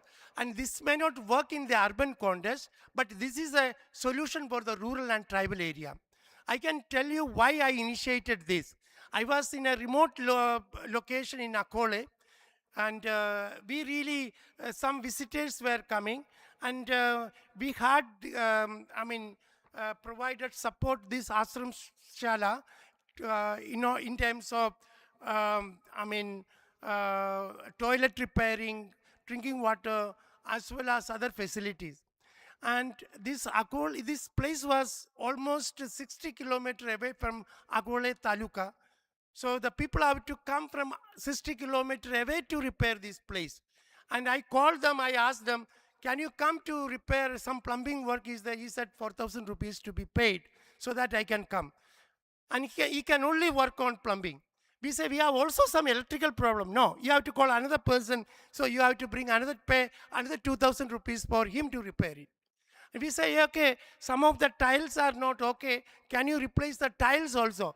He said, no, we have to bring a third person to repair the tile. And then, in order to, a small 2,000 rupees repair or a service, ultimately we have to pay 9,000 rupees. And that is the time we come to a conclusion. Why don't you provide multi-skilled people? Because they are not installing something, they are only repairing. And timely repair is contributing, saving money, saving water, saving hygiene, saving investment in the health, is kind of thing. So we are now supplying. Our plan is that one panchayat, one wash mitra. So we are moving towards that. We are also looking for support. Create these wash mitras, leave it to the panchayat and the tribal area, so that this become an income generation activity also for them. Because the services they make, minimum 15,000 to 30,000 per month these wash mitras are making, providing as a entrepreneurs. So they are skilled, and then they work as an entrepreneurs, and they are contributing to the circularity, providing adequate services to repair the pipe water connections, and providing services in the rural area. We have 250 women. We have photos where women climbing the top and repairing, and also contributing the support in the area. So our next plan is to expand this program. This year we want to provide another 1,000 wash mitras in the country, and every year, and we feel that they will contribute to the larger way to save water and operation maintenance. Okay, next one. Green School. This is our 4th project in circularity. We have 46 schools have been converted into solar repairing. And this is saving 36,000 rupees the school have to pay for electricity charges. So we have in the green school, we ensure that multiple activities in the school. One is waste management, educating children about waste management. We are also encouraging children to come out with the Miyawaki afforestation in their campus. We are also providing rainwater harvest to the school. We are also, if the school is in a hot locations, we are helping them to reduce the heat by giving heat-proof coating at the terrace. And then we are also providing solar panels. So we and to these schools, and then how we can reduce the investment in various ways, and contribute to the circularity, both in terms of solar services and responsibility. This bring a lot of meaningful engagement of the students, and students become more conscious, and we are creating a new generation who will be contributing to the circularity in the near future. Next one. Sustainable agriculture. So we are working with around 21,000 farmers in the country to make farming more sustainable. And we are converting them to solar pumps. We are converting them to soil regeneration of the existing pond and increase the water conservation. We are encouraging them to move into organic cultivation. We are helping them to water conservation and reusing, and we are also looking into promotion of horticulture and improve biodiversity and support long-term land productivity. And presently we are working around 21,000 farmers in Maharashtra, in Telangana, and different in Andhra Pradesh and the various states of the country. The next one. Yeah, this is one of our initiative to promote green entrepreneurship in the country. We are encouraging, we go to communities and creating green entrepreneurship. It may be vermicomposting, it may be waste management, it may be contributing to the upcycling of the clothes. It may be using economically local produced food. And we are also encouraging these entrepreneurs to produce for the local needs. So this Youth Aid Entrepreneurs Federation of India, which has around 3,000 members from various parts of the country, and we are encouraging more of green entrepreneurship, and so that they know that contribute to the topic of today. The next one. Green skilling. We have last year we initiated green skilling as a major focus area. Electrical vehicle repairing, electrical vehicle driving, solar technician, and waste management. So far we placed around 100 people trained and placed in the green skilling areas. Our plan is to place almost 1,000 people in Maharashtra next 1 year in green skilling, and leaving them to the market. And many of these electrical vehicle repair is the requirement of many of the EV vehicle factories, and they are absorbing the people. So in conclusion, I just gave a short snapshot of our entire activity in waste management, in upcycling carbons, in creating sustainable agriculture, ensuring wash mitras to provide various services to reduce leakages and promote green skilling. And there is a huge opportunity to contribute to the circular economy. I think if all of us come together, I am sure that it is a $1 billion business. Trashtag is we have made it a initiative of people, and almost 80 people are employed. Even they manage the waste, they segregate the waste, and then they get income from that. And almost 900 people have given livelihood. So it is not just a circularity with the livelihood. So even the circularity process, we can bring larger livelihood processes also, which is also can contribute to larger sustainable livelihood for the people. So I think we have taken up a topic which is relevant, which is important, and we are willing to be part of any initiative which the Rotary Club is taking, because at a various occasion we have been working together with various Rotary clubs, but may not be in a sustainable way in a short period. And with this my experience, if you have any question, because my idea is to give, an overview of which we are doing, and then probably we could have an interaction. Thank you very much. Roshan. Thank you, Mathif sir, for sharing the valuable insights and experience during this session. Uh, I would like to now call upon our Let us respected have the DG. question and answer session. Let's have 5 minutes question and answer session. Yeah, okay. Matthew, you have spoke excellently. So my one question, then the people will definitely get any answer. What inspired you to do this activity in sustainability? See,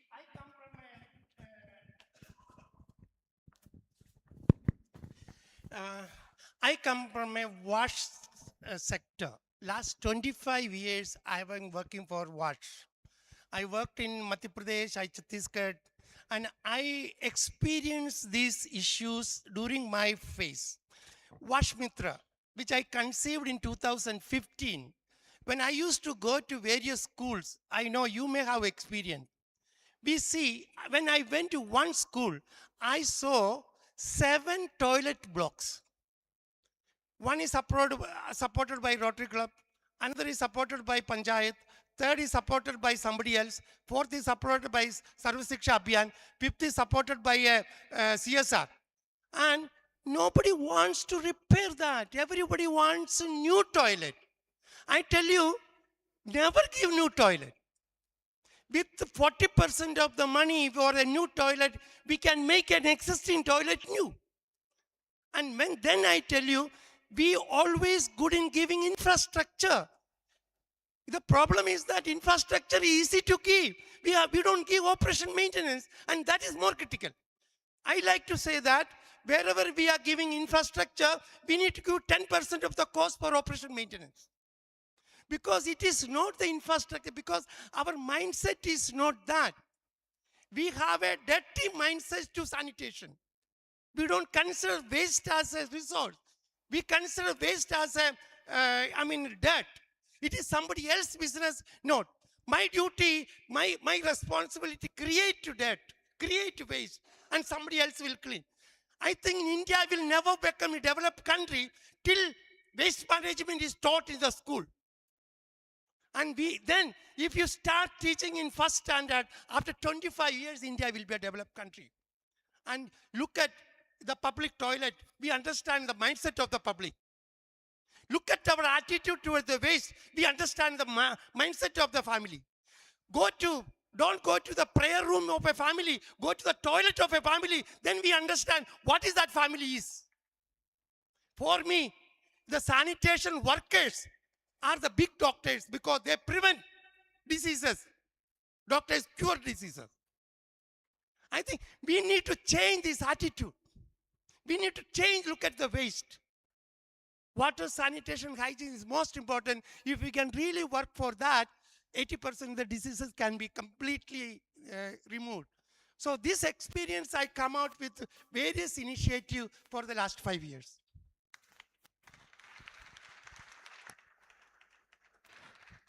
We can take 1 or 2 questions more now. So can we have the contact details of Wash Mitras so that we can take their help? Yeah, they are not in Pune district because this will not be successful in a urban context, because in urban area there are people available for repair, but the problem is in Nasik, in Dandurubar, in various remote areas, they don't have this facility. So we have almost 700 people in Maharashtra. Okay. Yeah. So because this is a need in the rural and tribal area. Okay. Because they don't have skilled workers. Okay. In urban context, they have skilled workers. So urban area, we can seek for the private people. Yeah. We can give you the detail which are the district, how many Wash Mitras are there. Yeah, it can be shared for us, for all the Rotarians. We are coming with an app, Okay. the main model of urban club, so that these people can be accessed from anywhere nearby 10-kilometer radius. Okay, thank you, sir. Thank you so much. One last question. Thank you very much, sir. passion is very infectious. Uh, my name is Ashish Vaishnav. I've lately, for the last 6, 7 years, got into solid waste management with exactly the purpose of resource, but resource from an energy perspective.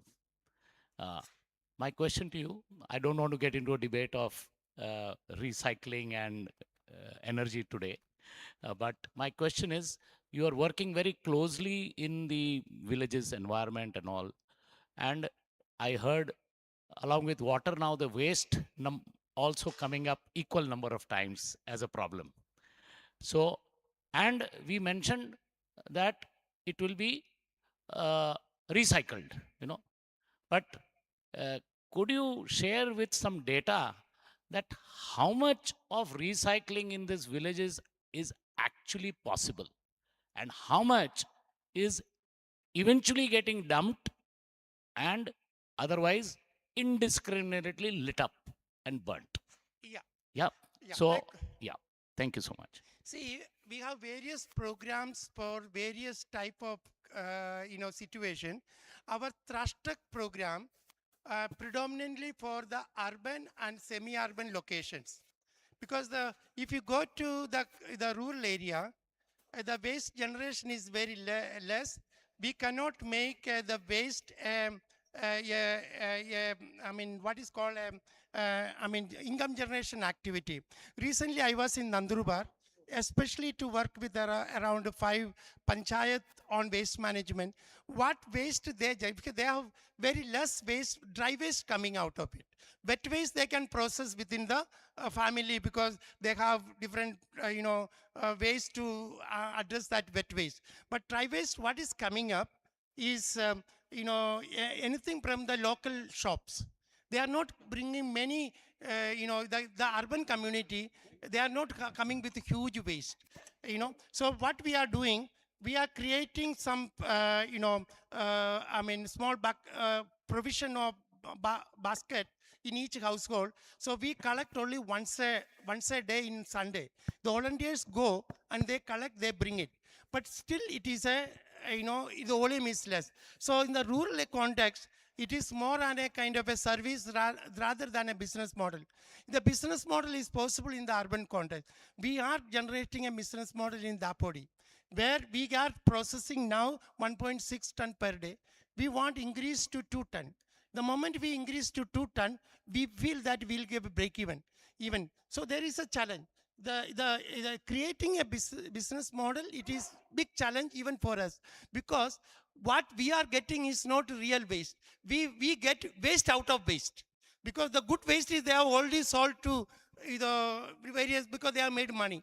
So what waste those people don't need, that is what we collect from the home. So there are big challenges, I agree with you, but I strongly feel that if with it is not a kind of whether we will make a profit or not. I say it's a big contribution to the society and contributing into the mother earth. And when even despite this not having make a profit, and if we can contribute to the waste management in the urban context, which a decentralized way, every ward should process their waste maximum possible, and that way I think it can be. I agree with you, in the rural context the dry waste is not a solution. Rural context we do many other work, but there are small towns where we can initiate this initiative. Thank you, sir. Thank you very much. I like to say that Honorable Karad sir is inaugurated CYDA in 1999. I don't think sir will remember that. In 99 he came. That day we initiated Center for Youth Development Activities, and then last 27 years we are working in 17 states of India. Presently, sir, we have 300 staff and working with and you came to Vadagavsheri and inaugurated the organization on in March 10, 1999. Thank you, sir, for that. Thank you, Matthew sir, for your great experience and sharing this experience. I would like to ask, please, I would like to ask you to please wait. For the felicitation, I would like to request our respected District Governor Santosh Marathe sir to kindly come up on the stage.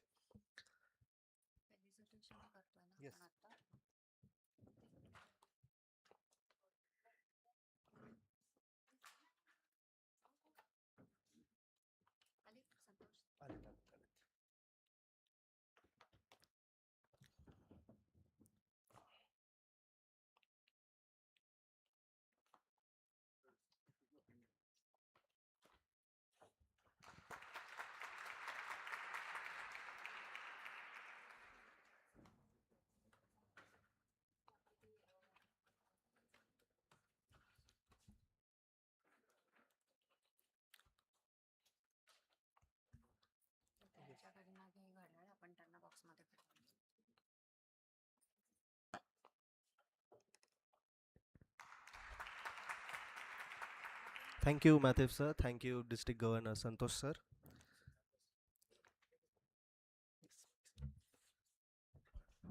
Well, friends, what we are giving is a sapling of Tulas, and this is one of our projects in open jail.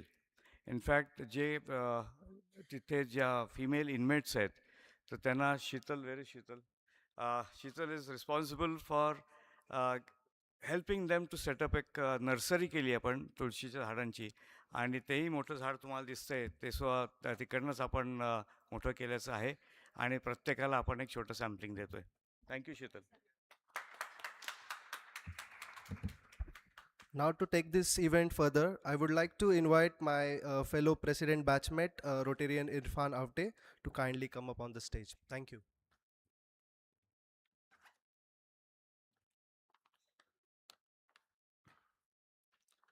माननीय doctor Vishwanath Dadarao Karad यांना मी व्यासपीठावर आमंत्रित करतो. त्यांच्याबरोबर doctor Saraf साहेब तुम्ही पण वर या.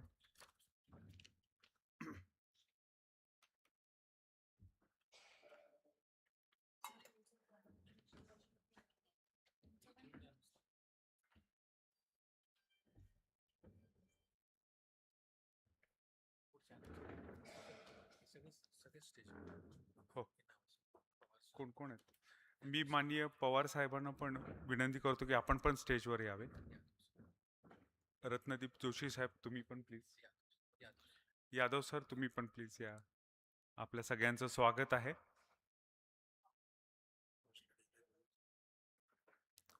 आता जागा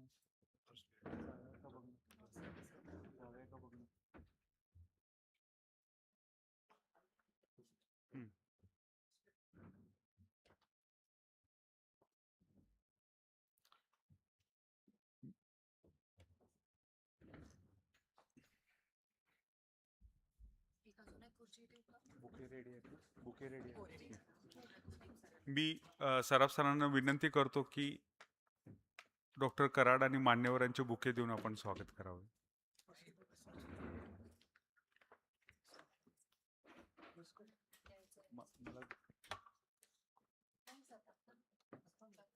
आता सांगितलं सराफ सर देणार.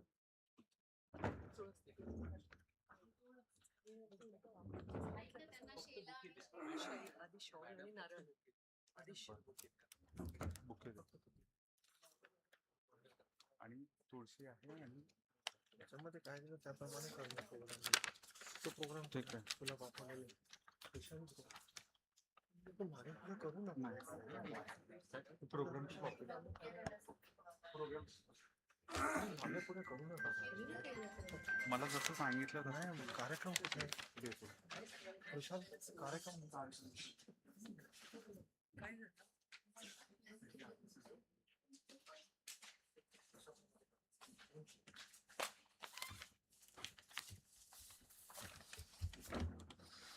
सन्मानपत्राच्या भाषा.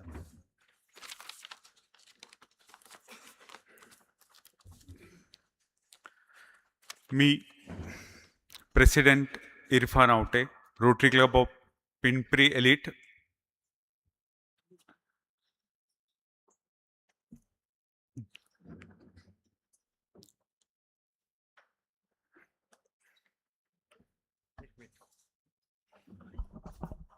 आपल्यासमोर दिग्गज मंडळी बसलेली आहेत, आणि असा कधी कधीच घडतं.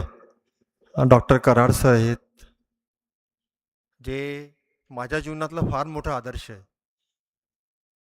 म्हणजे वृक्ष, वटवृक्ष खडकाच्या भेगेत पडतो, संकल्प घेतो की मला वृक्ष व्हायचं आहे. त्याचं उत्तम उदाहरण म्हणजे कराड सर. त्यानंतर माझे परम मित्र, जे आताच मला म्हणाले की सर तुम्ही बोलावलं की मी नाही म्हणू शकत नाही, doctor N J Pawar sir आहेत. डॉक्टर जी डी यादव जे पद्मश्री आहेत ते आहेत. त्यानंतर ज्यांनी हरितवारीमध्ये क्रांती केलेली आहेत ते माझे परम मित्र हरिभक्तपरायण शिवाजीराव मोरे आहेत, जे तुकाराम महाराजाचे वंशज आहेत, आणि जोशी सर तुम्हालाच माहीत आहे. या सगळ्यांची मला डीजींनी ओळख करून द्यायला सांगितली, म्हणून मी इथे आलो. Over to Irfan. धन्यवाद सर. जीवन गौरव सन्मानपत्र. आदरणीय प्राध्यापक डॉक्टर विश्वनाथ दादाराव कराड. दूरदृष्टी ज्यांच्या विचारात, शिक्षण सेवा ज्यांच्या कर्मात आणि विश्वशांतीचा संदेश ज्यांच्या धाशात, अशा ज्या थोर शिक्षण तज्ज्ञाचे नाव आदराने उच्चारले जाते ते आपलेच म्हणजे आदरणीय डॉक्टर विश्वनाथ दादाराव कराड. लातूर जिल्ह्यातील रामेश्वर रुई या छोट्याशा गावातील धार्मिक व संस्कारशील कुटुंबात आपला जन्म झाला.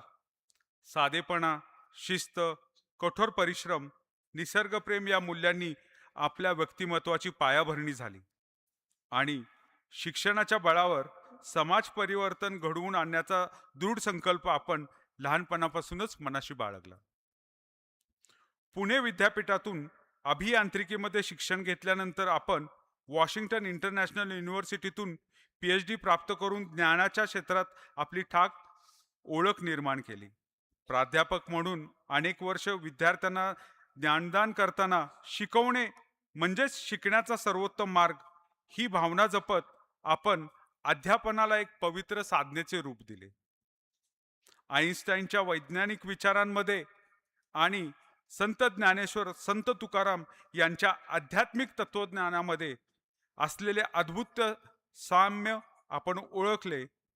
विज्ञान आणि अध्यात्म यांच्या मिलनातूनच मानव जातीला खरी शांती प्राप्त होईल या विचाराने प्रेरित होऊन आपण आयुष्यभराचे ध्येय निश्चित केले.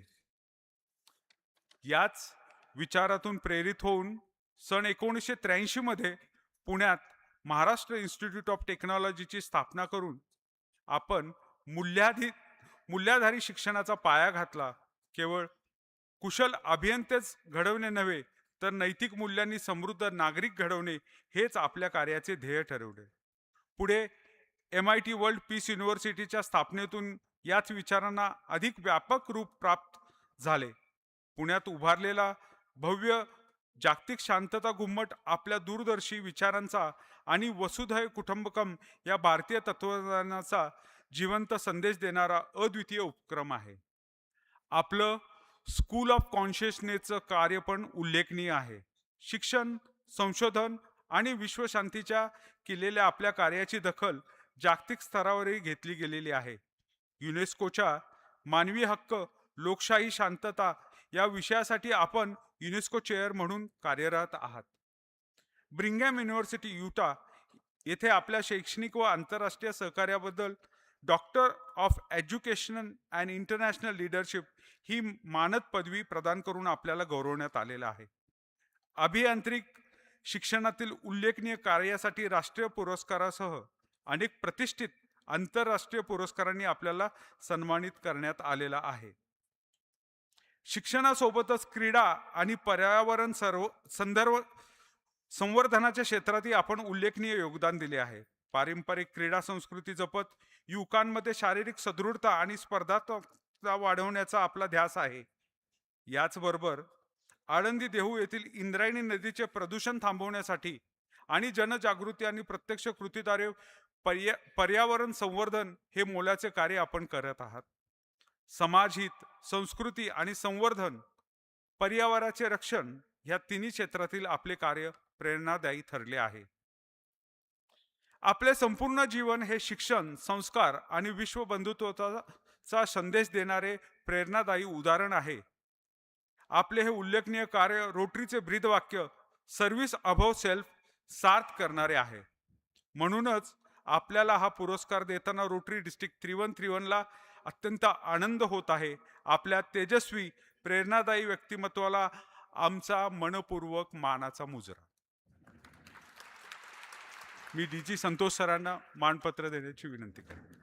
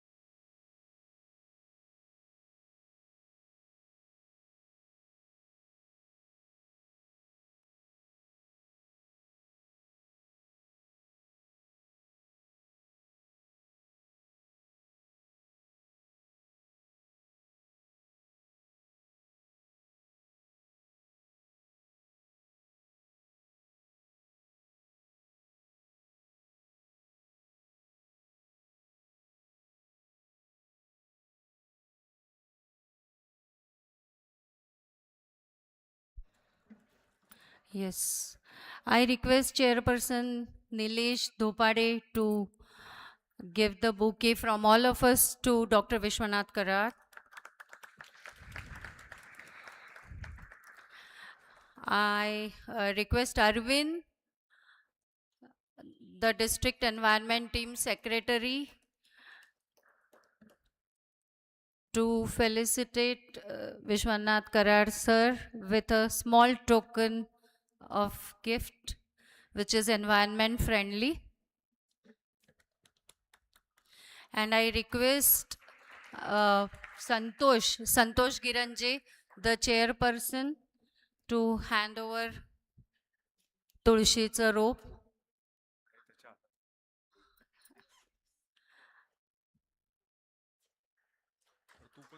Thank you so much.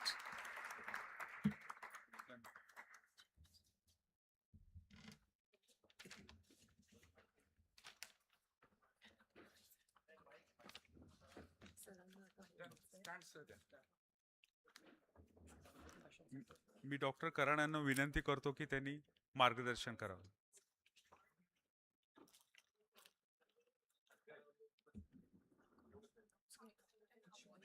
हो, सांगितलं.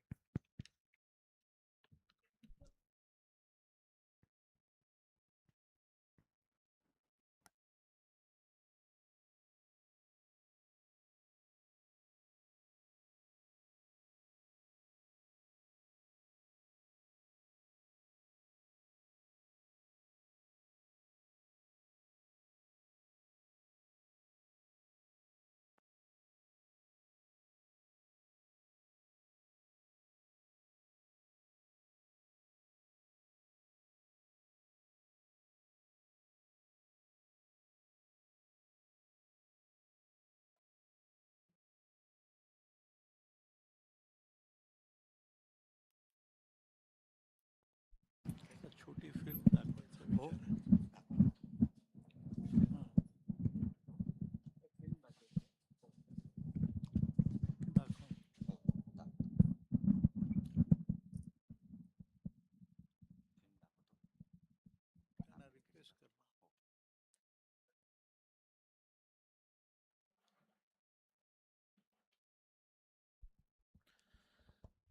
रोटरी डिस्ट्रिक्टचे गव्हर्नर मराठे सर, या कार्यक्रमाचे कन्व्हीनर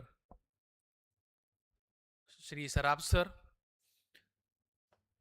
doctor G D. Yadav sir, doctor M J. Pawar sir, तुकोबारायांचे वंशज आणि रोटरियन, त्याचबरोबर आताच एक अत्यंत सुंदर मानपत्राने ज्यांचा बियॉन्ड सेल्फ असा रोटरीतर्फे सत्कार करण्यात झाला ते विश्वधर्मी प्राध्यापक डॉक्टर विश्वनाथ कराड सर, सर्व उपस्थित मान्यवर यांना MIT ग्रुप ऑफ इन्स्टिट्यूशन्स तर्फे सादर नमस्ते.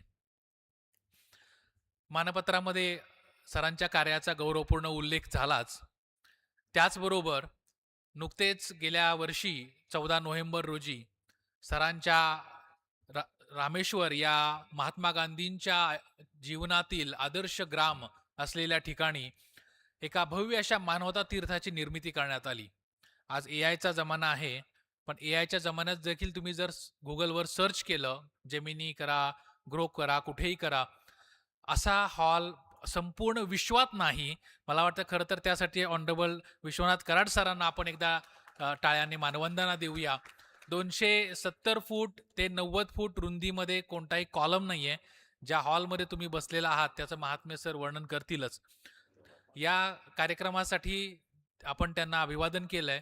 त्यांच्या कार्यावरची एक छोटीशी फिल्म आपण आधी पाहूया, जेणेकरून आपणा सर्वांना सरांच्या कार्याची कल्पना येईल. मी टेक्निकल टीमला विनंती करतो की सरांच्या कार्यावर आधारित असलेली फिल्म आपण प्रदर्शित करावी.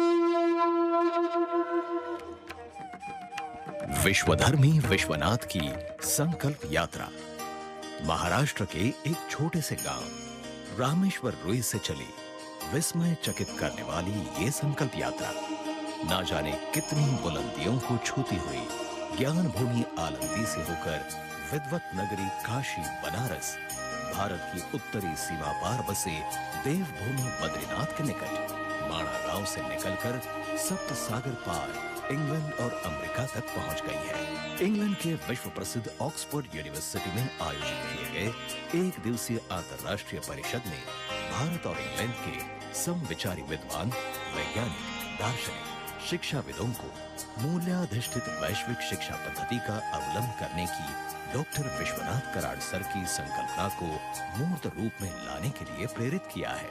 अमेरिका स्थित शिकागो में 130 वर्ष पहले स्वामी विवेकानंद ने अपने प्रेरणादायी शब्द जिस स्थान से उच्चारित किए थे, उसी ऐतिहासिक फुलरटन हॉल के मंच से प्राध्यापक कराड़ सर ने उपस्थितों को संबोधित कर विज्ञान और अध्यात्म के समन्वय की स्वामी जी द्वारा की गई पहल का स्मरण करवाया। अपने जीवन काल में प्राध्यापक डॉक्टर विश्वनाथ कराड़ सर द्वारा शिक्षा, विश्व शांति तथा मानव कल्याण के लिए तन मन धन समर्पित करके कार्य किया गया है। उनके इस निस्सीम सेवा भाव से प्रभावित होकर अमेरिका के उटा राज्य स्थित ब्रिघम यंग यूनिवर्सिटी द्वारा doctor of education and universal leadership इस विशेष मानद डॉक्टरेट पदवी से डॉक्टर कराड़ सर को सम्मानित किया गया। Brigham Young University periodically confers degrees on men and women whose service to the world, country, and education is of such significance as to warrant the distinction of an honorary degree. This is the highest honor within the university's authority to grant, and today, an honorary degree will be conferred upon a very deserving individual. It is my privilege to represent Brigham Young University with the support of the Board of Trustees in conferring an honorary doctoral degree upon Professor Dr. Vishwashanti D. Karad.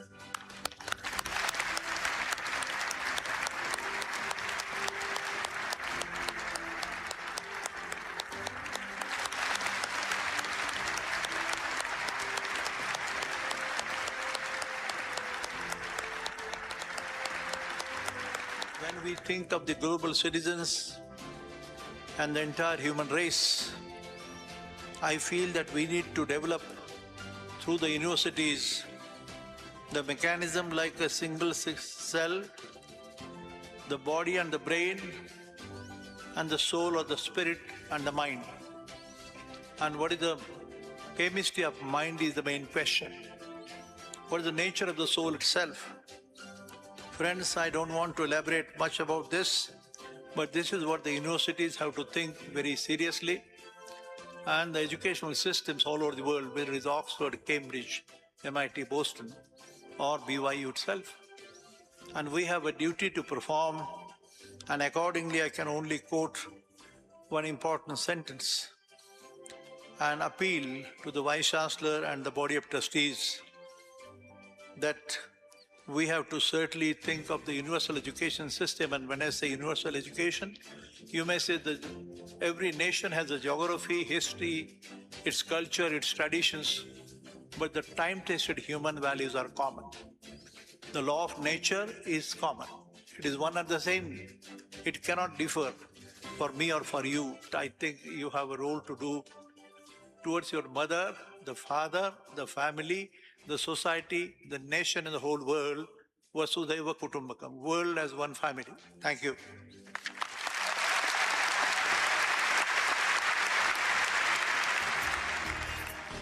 लगभग 23,000 दर्शकों की उपस्थिति में संपन्न हुआ ये समारोह इस बात की पुष्टि देता है कि सच्चे मन और समर्पित भावना से किए गए कार्य की सराहना तो विश्व के किसी भी प्रदेश में होती ही है। सॉल्ट लेक सिटी के एक सुप्रसिद्ध पत्रकार और चित्रकर्मी श्री लॉयड न्यूअल द्वारा music and the spoken word इस कार्यक्रम द्वारा विश्वधर्मी प्राध्यापक डॉक्टर विश्वनाथ कराड़ सर की पहचान भावभीनी शब्दों में उपस्थितों से कराई गई। The world is a fascinating place filled with fascinating people. Every time we visit a new place or meet a new person, the world opens a bit wider for us. Every new perspective, every new insight from a new friend has the potential to enrich our lives and unify the human family just a little more. One fascinating person from a fascinating place is Professor Vishwanath Karad from Pune, India. He's in the United States to receive an honorary doctorate from Brigham Young University in Provo, Utah.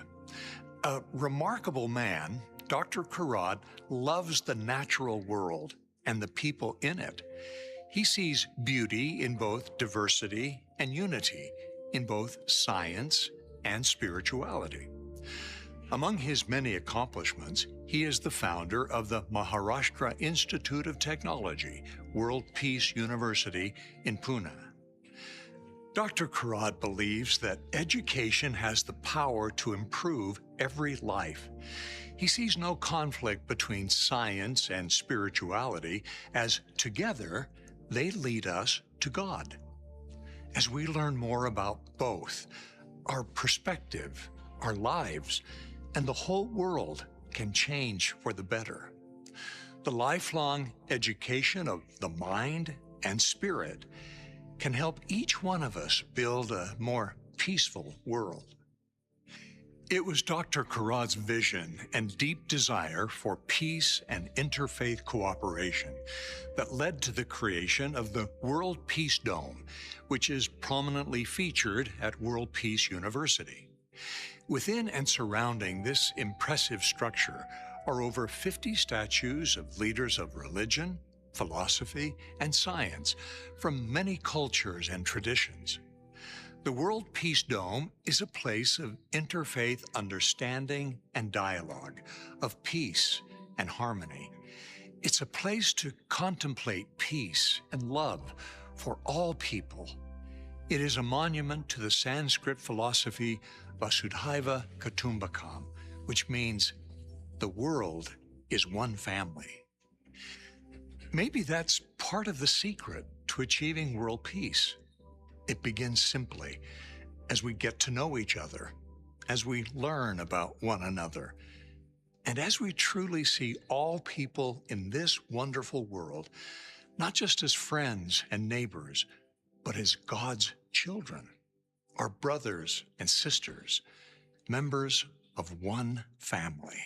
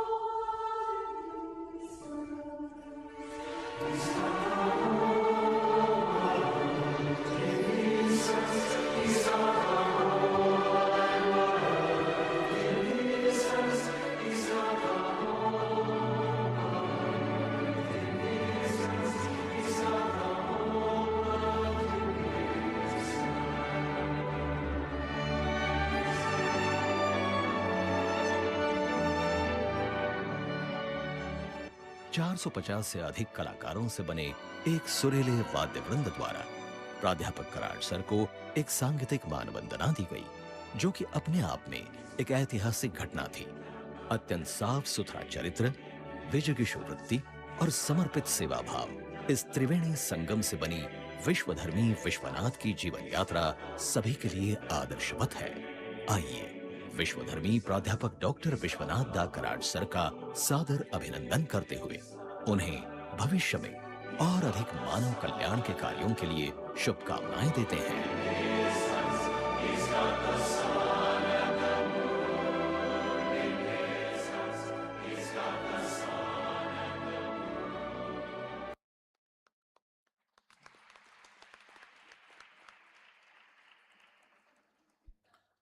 माननीय doctor Karad सरांना मी विनंती करतो की त्यांनी या रोटरीच्या कार्यक्रमास संबोधित करावं। विश्वधर्मी आदरणीय प्राध्यापक doctor Vishwanath Karad sir.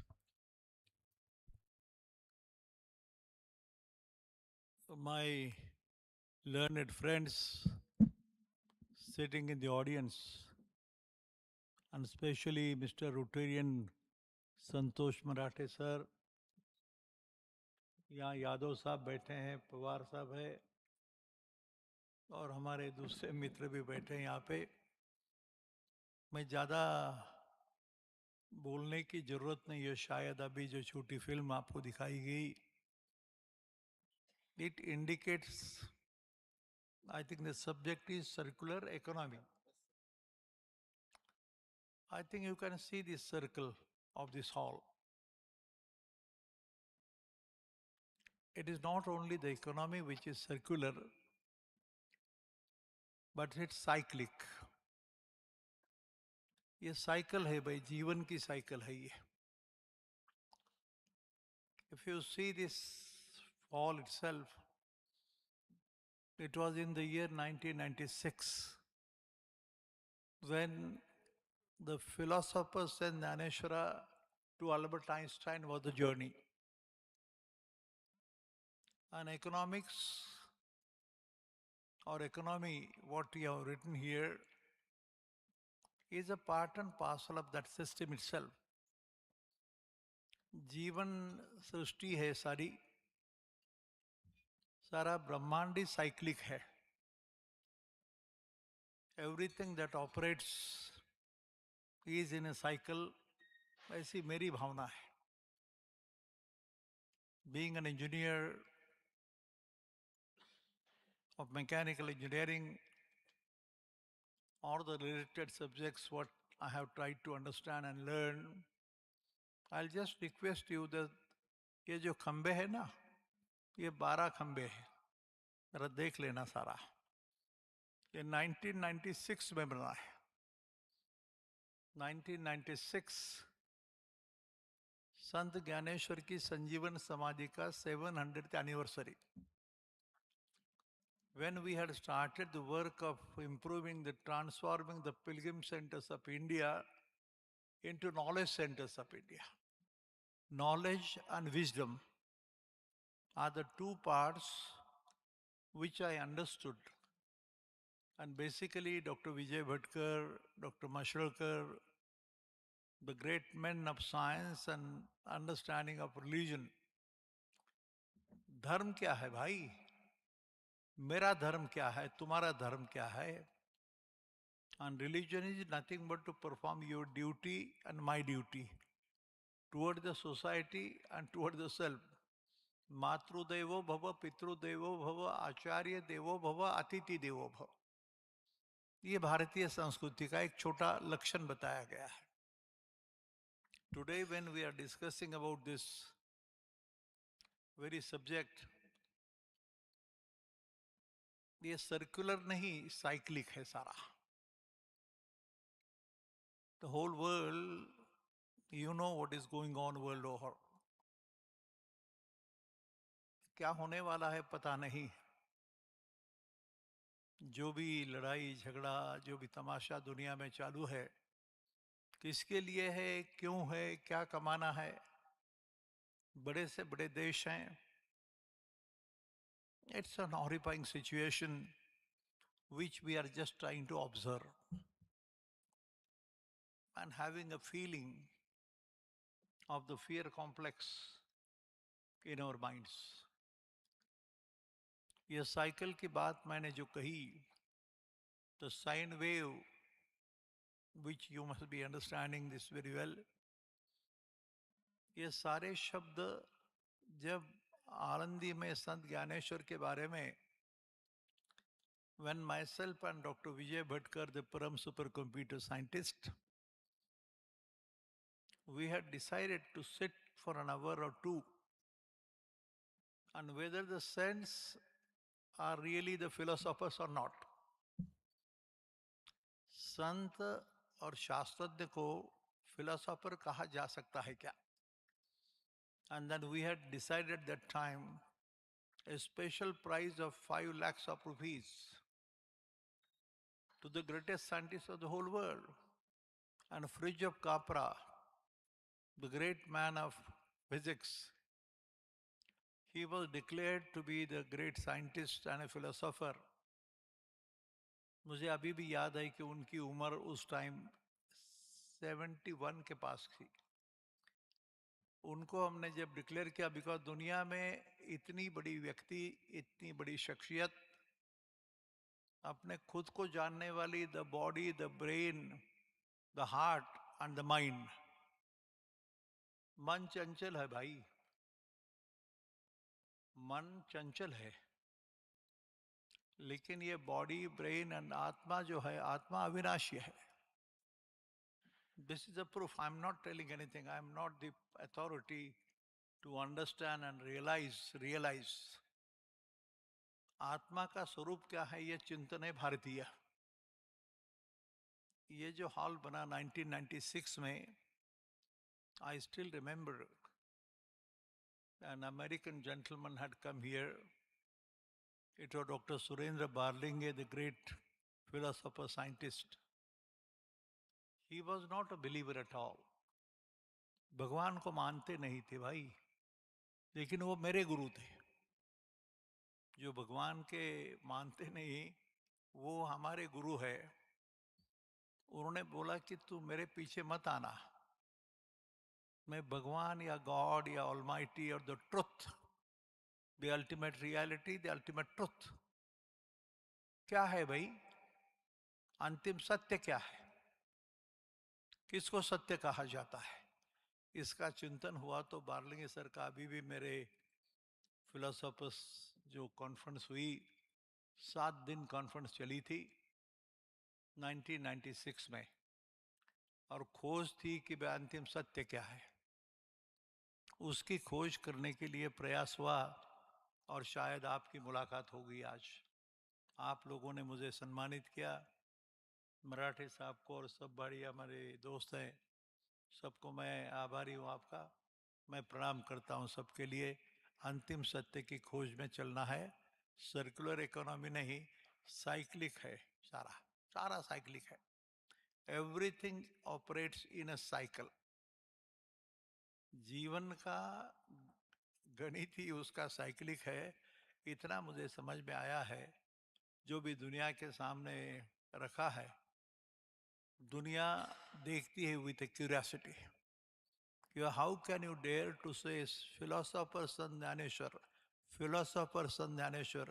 to Dr. Albert Einstein? और जिसकी बात चल रही है सर्कुलर इकोनॉमी की। मैं आभारी हूँ। धन्यवाद, धन्यवाद साहब।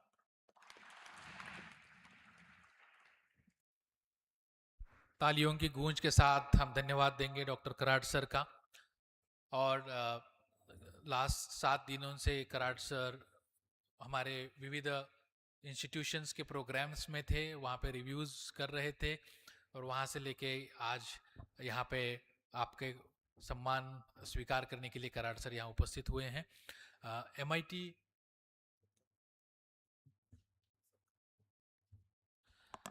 आज ये अतिथि हमारे यहाँ पे पधारे हैं, तो हमें कराड़ सर हमेशा सीख देते हैं कि मातृदेवो भव, पितृदेवो भव, अतिथि देवो भव।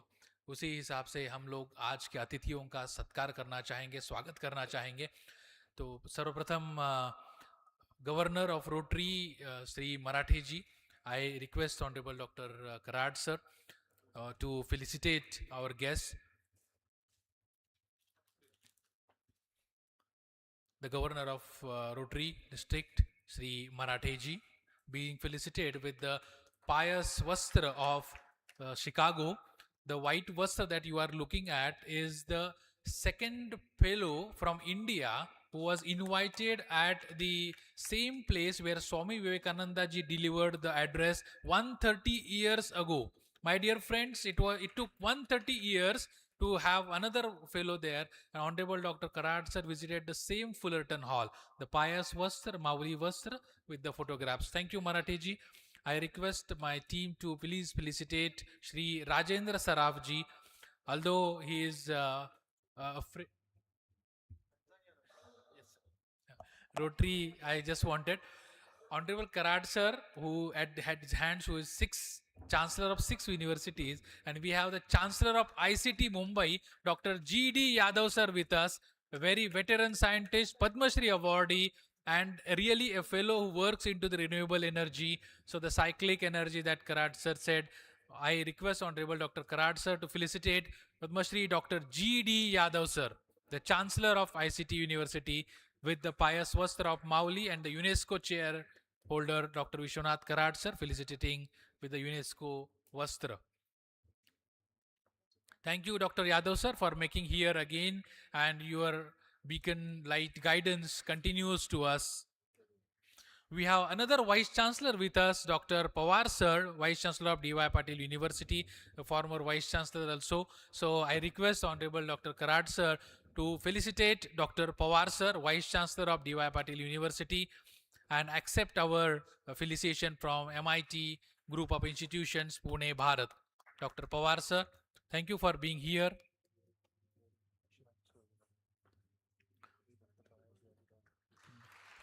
Dr. Pawar sir being felicitated. Dr. Karat sir always says that your work will always be blessed by the Almighty, the one who you pray, whether it is your father, your mother, or the God, whatever you want. Today we have such blessings coming in from the Vanshaj of Sant Tukaram Maharaj. Shivaji Rao More Dehukar Maharaj is here. I request Honorable Dr. Karat sir to felicitate Shivaji Rao More Dehukar Maharaj, the Vanshaj, the legacy carrying of Sant Tukaram Maharaj ji, and we thank him for being here. Sant Karad sir always says that Dnyanoba Tukoba हेच भारताला विश्वगुरू बनवतील. आज ज्ञानेश्वर महाराजांच्या या सभागृहामध्ये संत तुकोबारायांचे वंशज या एन्व्हायरमेंट प्रोग्रामसाठी इथे उपस्थित आहेत. त्याबद्दल मी त्यांचे आभार मानतो. आणि Rotarian Shri doctor Saraf sir यांचा देखील सरांनी सन्मान करावा. या कार्यक्रमाचे ते कन्व्हिनर आहेत. या कन्व्हिनर या निमित्ताने त्यांनी आमच्या MIT संस्थेकडून हा सत्कार स्वीकार करावा अशी मी विनंती करतो. आदरणीय डॉक्टर कराड सर सत्कार करत आहेत.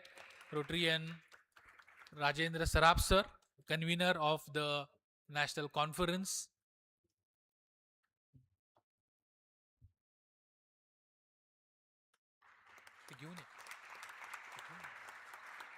ते घेऊन या इकडे.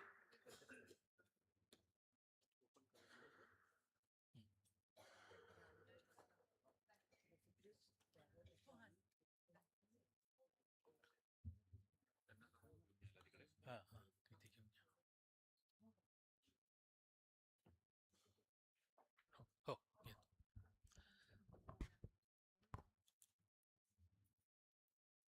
ते इकडे घेऊन या तुम्हाला सांगायचं असेल. Please bring it here on the stage for the convenience of the guests.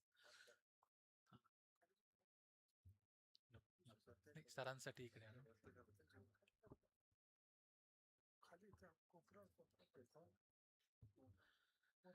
Today, on this auspicious day of the national conference, and where Honorable Karad sir is also being felicitated by the Rotarians, the Students Club here on environment is unveiling the club that is for the activity for the students, Maitra Urjeche. As always, Dr. Karad sir keeps on saying, just now he gave us the mantra that philosopher Sant Dhaneshwara to the Albert Einstein, the man of the millennium. On a very similar basis, the students have conceptualized a nature to human being intelligence concept system, and they are starting and unveiling this program today. I request all honorable dignitaries to unveil the Maitra Urjeche under the Green Hydrogen Research Club, so that the students can connect. He Rudayiche Te Rudayi. And we are all talking about the caring of the environment, which started from the MIT itself. I request them to put it here near by the stage.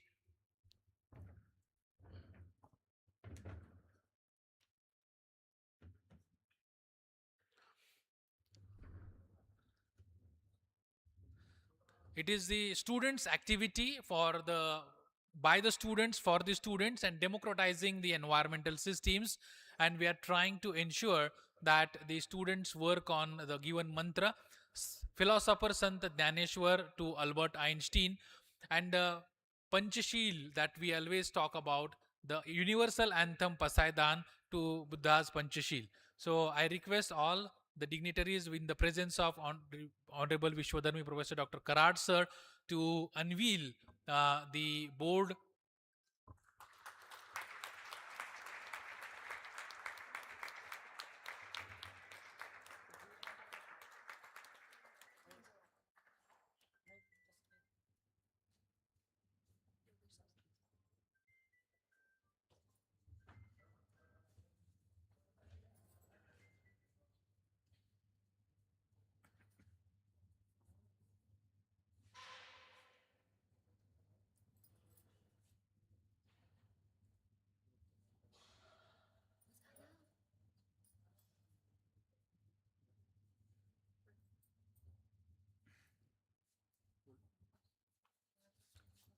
Hello. डायसवरच्या मान्यवरांचे विशेष आभार. Doctor Karad साहेब तुमचे पण विशेष आभार. उपस्थितांचे धन्यवाद. मी निरंजन मथुर यांना बोलवतो. He will take over for the next session. Niranjan please.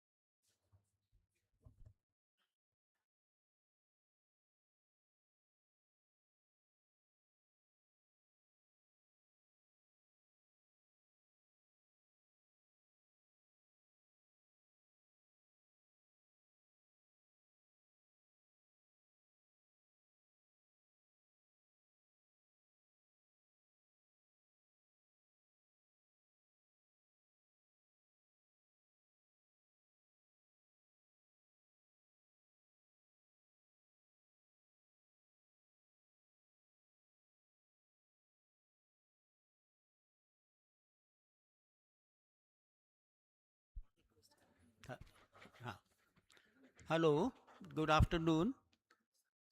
I request all to please take your seat.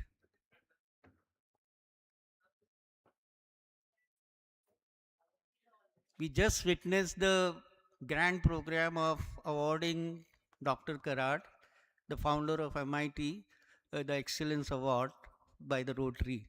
And all the dignitaries on the dais are already there. So without wasting much of my time, much of your time, I would like to introduce the next keynote speaker, Dr. J and Professor J.N. Pawar. N.J. Pawar. Hello, Professor Dr. N.J. Pawar. I think here it is unfortunately misplaced as a M.J. Pawar, but I feel somewhat lucky that my initial N.J. and his initial matches. So I feel, sir, myself lucky because my name is Niranjan Janardhan Mathure from Rotary Club of Pune West. Uh, Professor Pawar, Vice Chancellor, Dr. D.Y. Patil, Vidyapeeth, Pimpri, Pune, Maharashtra. As a Vice Chancellor of the Shivaji University, Kolhapur, Professor Pawar has introduced. I think people will like to listen your this.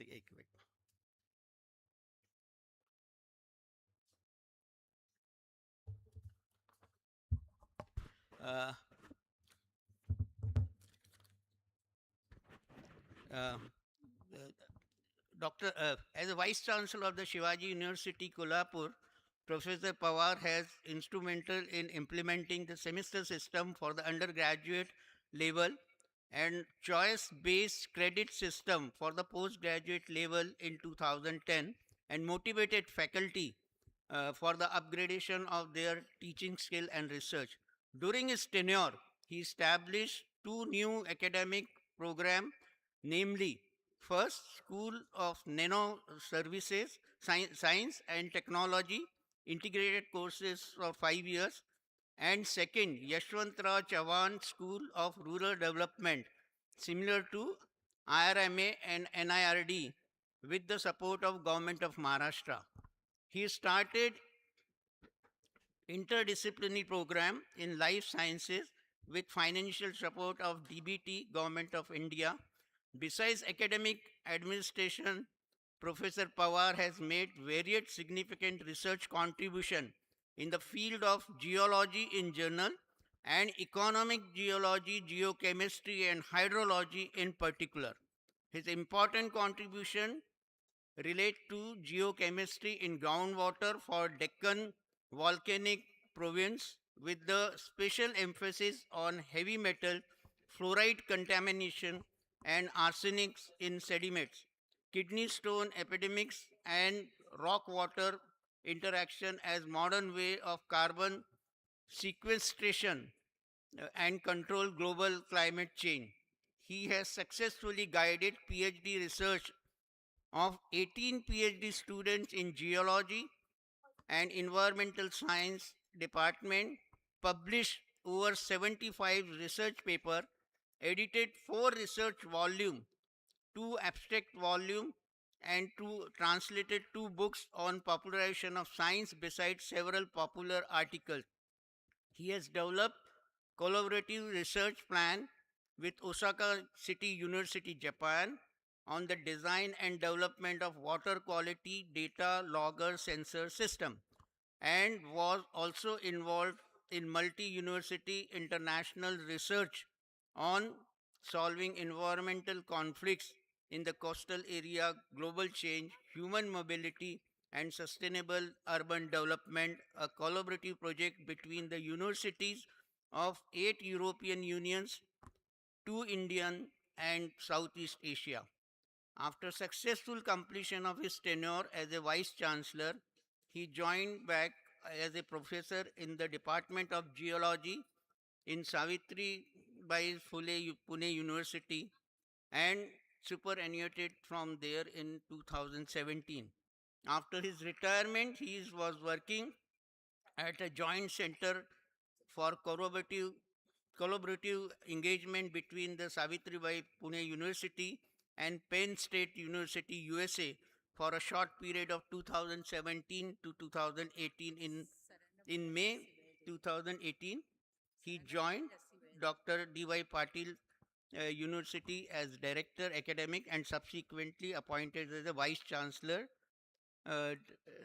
DPU University from January 2019. So you can understand such a illustrious person is here today, and without wasting much time, I request Dr. N.J. Pawar to please start your deliberation. Thank you.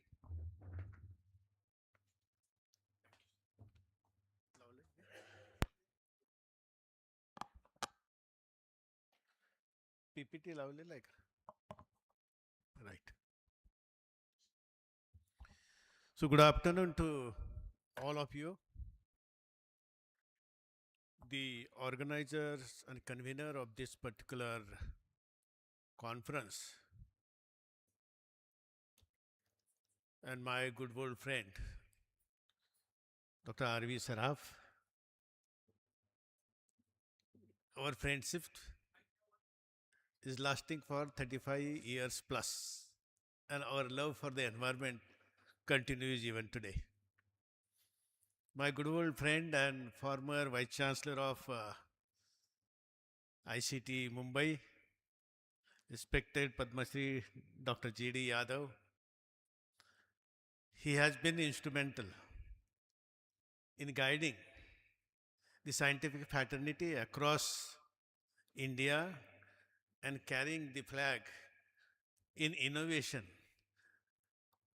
particularly in the field of innovation from India to the US. He is the second Indian to get the recognition as one of the leading persons in the area of innovation.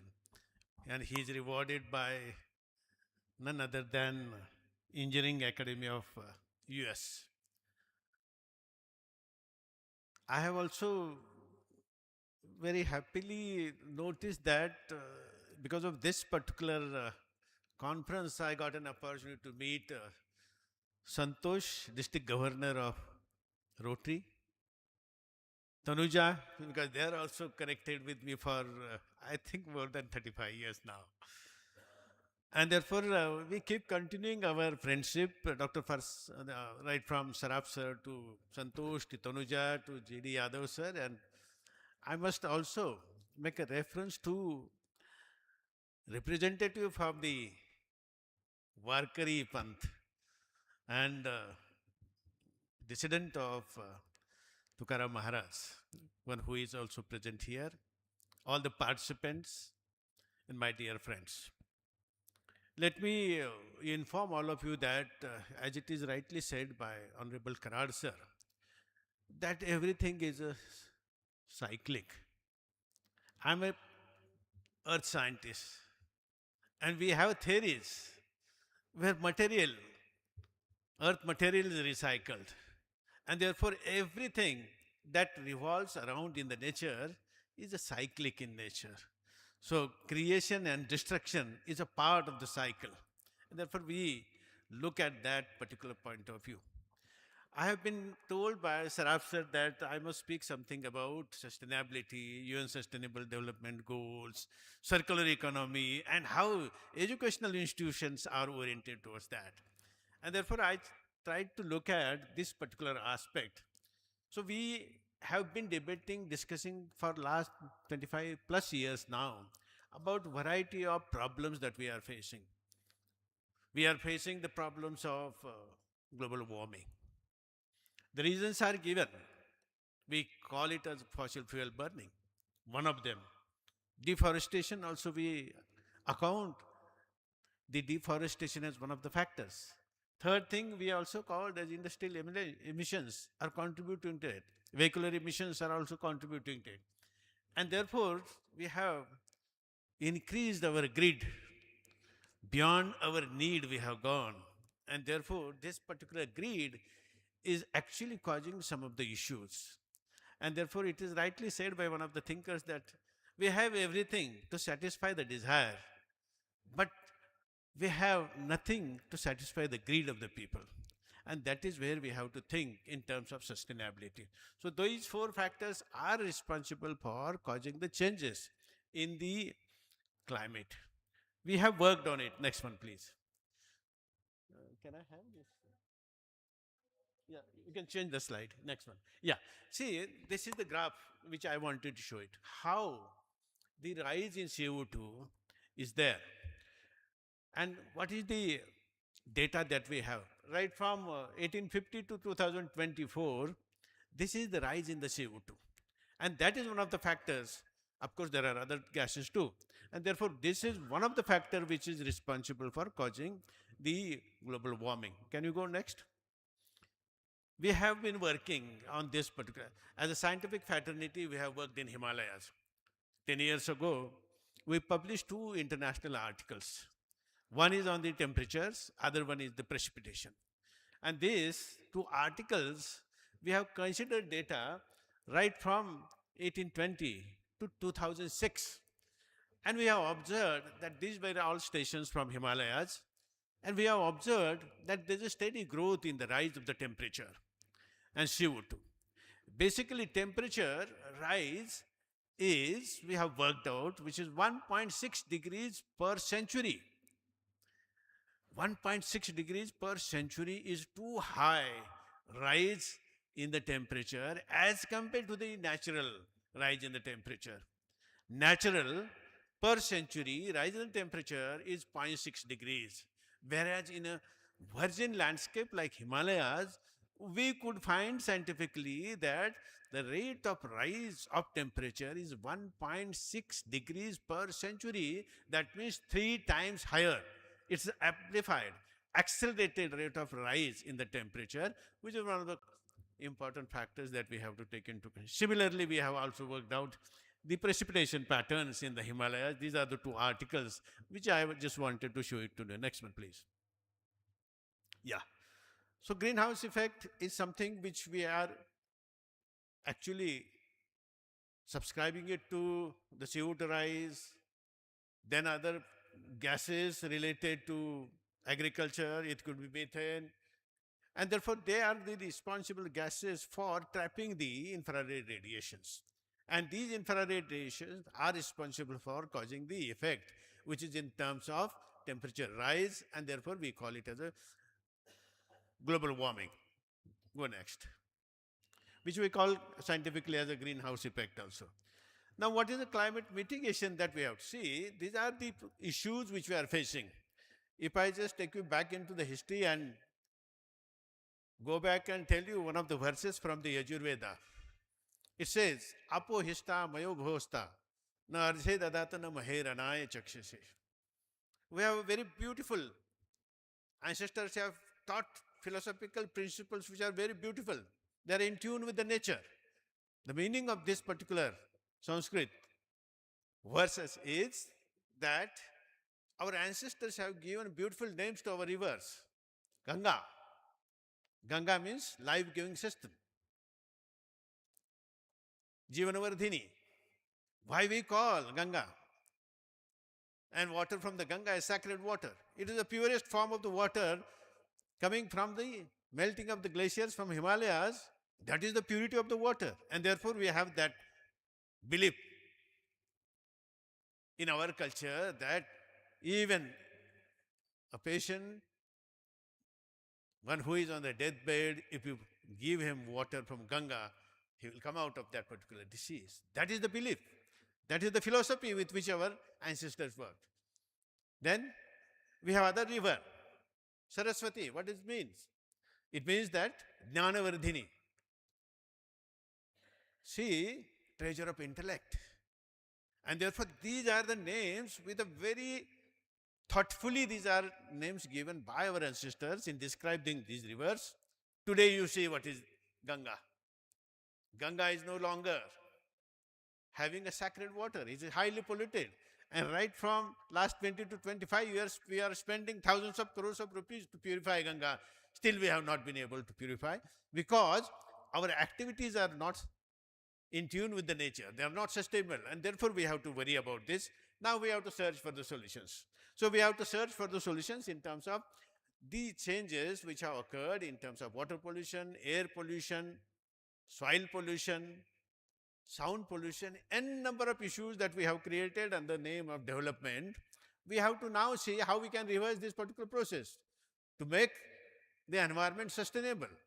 Health point of view, food point of view, water point of view, air point of view, and therefore that is the reason we have to now think in terms of while economically we are progressing, technology we are progressing, are we taking care of our nature?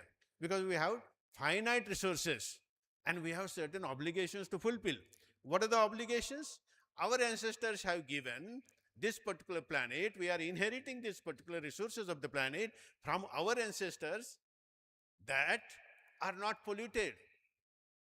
And therefore, we have moral obligation to see to it that whatever we have inherited from our ancestors, we have to see to it that without damaging, without causing any pollution to any of the resources of the earth, we are passing it on to the next generation. That is our moral obligation, responsibility.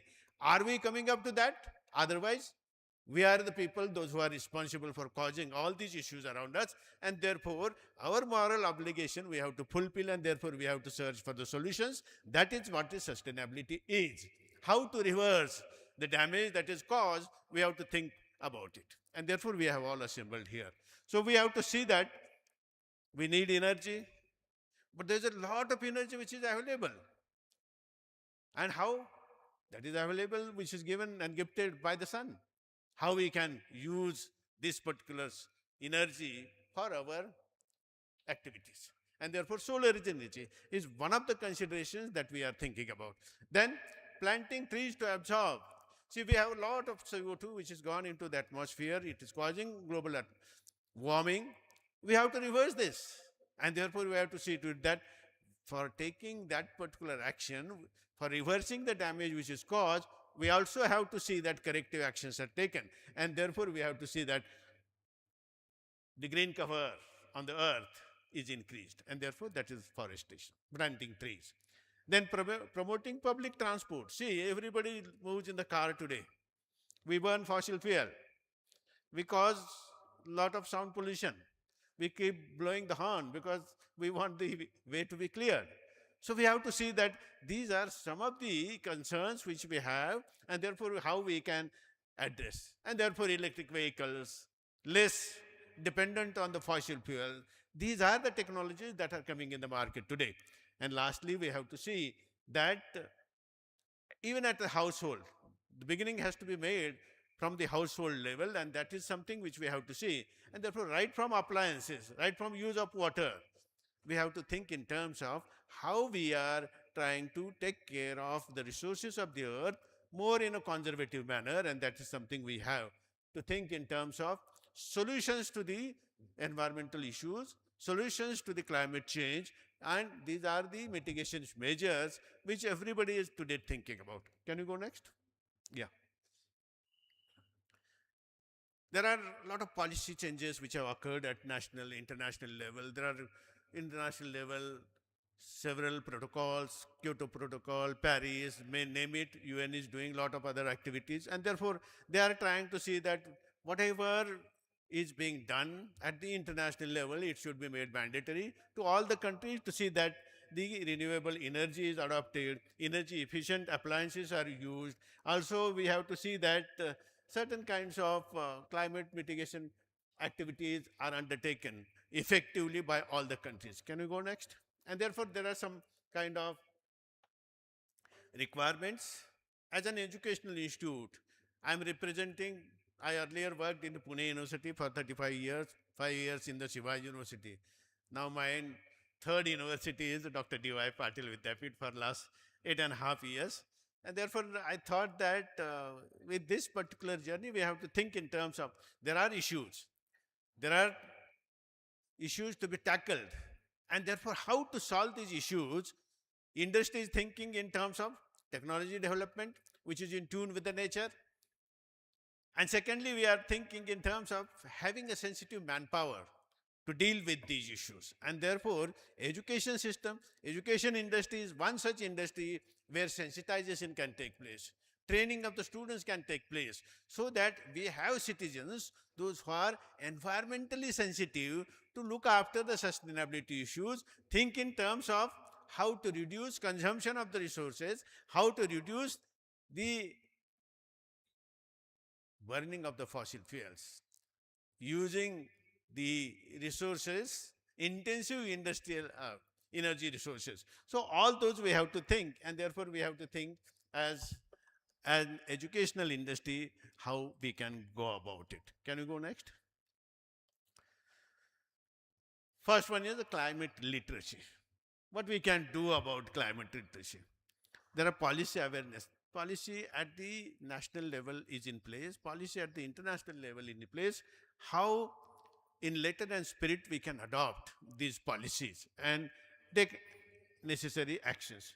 Then what is required is thinking about implementing this particular policy. Critical thinking is one of the important aspects in terms of solving the problems. And problem solving has to be taught to the students. I must tell you that we have a lot of corporate connect. We work in the area of earth sciences. All these years, I have been getting calls from the industry, L&T, Ultratech, Jindal, everybody. Sir, we are implementing metro project. We have gone up to 160 meters depth. So shaft is to be installed. What is to be done about lot of water ingress? Are we having the people who are trained? We never work for any such kind of structure to be built in terms of subsurface imaging, subsurface strata, subsurface water conditions. And therefore, we have to think in terms of that. When water ingress is there, it is going to definitely affect the structure above. And therefore, we have to think, what is the uplift pressure at that level? What is the thickness of the foundation slab? N number of issues are to be dealt with. These are newly emerging issues. Last year, one of the metro stations was totally inundated because it was located underneath. And therefore, these are the issues which are coming up. We have to have a trained manpower, and that is where critical thinking, problem solving is required. Third, environmental knowledge. We have to see that these factors have to be considered, and they have different kinds of percentages which we can see in terms of climate literacy. So all these four factors are very important factors, right from the policy to critical thinking to environmental awareness. And fourth one is then sustainable behavior. That is something which is a tuning of the youth of this particular country required. And once we have trained manpower like this, environmentally sensitive, then we will be able to take care of these issues in the future. Next one, please. What is happening at international level in terms of these four factors? This is at the UNESCO level. And therefore, education for sustainable development is the agenda. Today, in the universities, we talk about right from sustainability ranking to impact ranking, all these factors are there. But they are for the achievement in terms of some tag. But real training, real sensitization of the mindset, and real adaptation of these particular policy is still not up to the mark. And therefore, we have to see how we can promote UNESCO's agenda for the sustainable development in terms of education, promoting education about the environment, developing such kinds of sensitive citizens. We have to see there's a lot of requirement of that, and encourage responsible lifestyles. Each one of us, as I said, how we can reduce. Today, if you see, if you go to the mall, apple, one bag, oranges, another bag, another vegetable, third bag. You take any product, for everything you have a different bag. Never ever in the past we did this. We have gone away from our traditional practices which are in tune with the nature. We used to take a bag and go, bring something. Today we don't do that because it has to be weighed. So we put it in that particular paper bag, weigh it, put a tag. So these are the new ways which we have adopted in the mall culture, how we can reduce the use of the paper. It is a sensitivity of the mind. And therefore, when we go to the market, are we sensible about using these kinds of paper bags?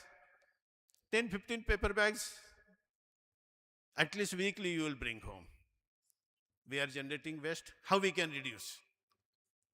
And therefore, these are the ways in which we have to think. Next one, please. There are initiatives at the international level by the UNESCO. One is education for sustainable development, where we can really make sure that all our curriculum has some component of it. I must inform all of you that 10 years ago, there was a Supreme Court judgment given in terms of making environmental education compulsory. Now that particular verdict by the Supreme Court is adopted by the government in letter and spirit across nation. This is something which is over and above the real curriculum that we teach. And therefore, we do it in the universities, in the colleges, in the schools, we teach. But for the purpose of complying. So compliance is one aspect, but real change in mindset is another aspect. And therefore, that change in the mindset will happen only through the activities. And that is something which we have to see. This, secondly, UNICEF also tries to see that, go to the next. UNESCO also gives an idea about how best you can make efforts in terms of training the mindset of the youth. The youth is one of the change agents. Teacher is also called as the change agent. And therefore, what we have to see that teachers, those who are in the education system today, and what we want as a policies to be implemented by the government, we first need to see that this change agent, which is a teacher, he has to be trained. When the teacher himself is made sensitive about all the environmental issues, then it is possible for you to change the mindset of the students. And mindset of the student can be changed through activity. We have a new way of now teaching, and that is something which is activity-based learning. So take students outside, go for plantation, show them water treatment plant. Those are some kinds of visual experiences, activity-based learning, which we have to teach to the students. And when we teach them, then they will be made environmentally sensitive in terms of how best we can change our behavior, which is deviating from the requirement by the nature, and make it more sustainable.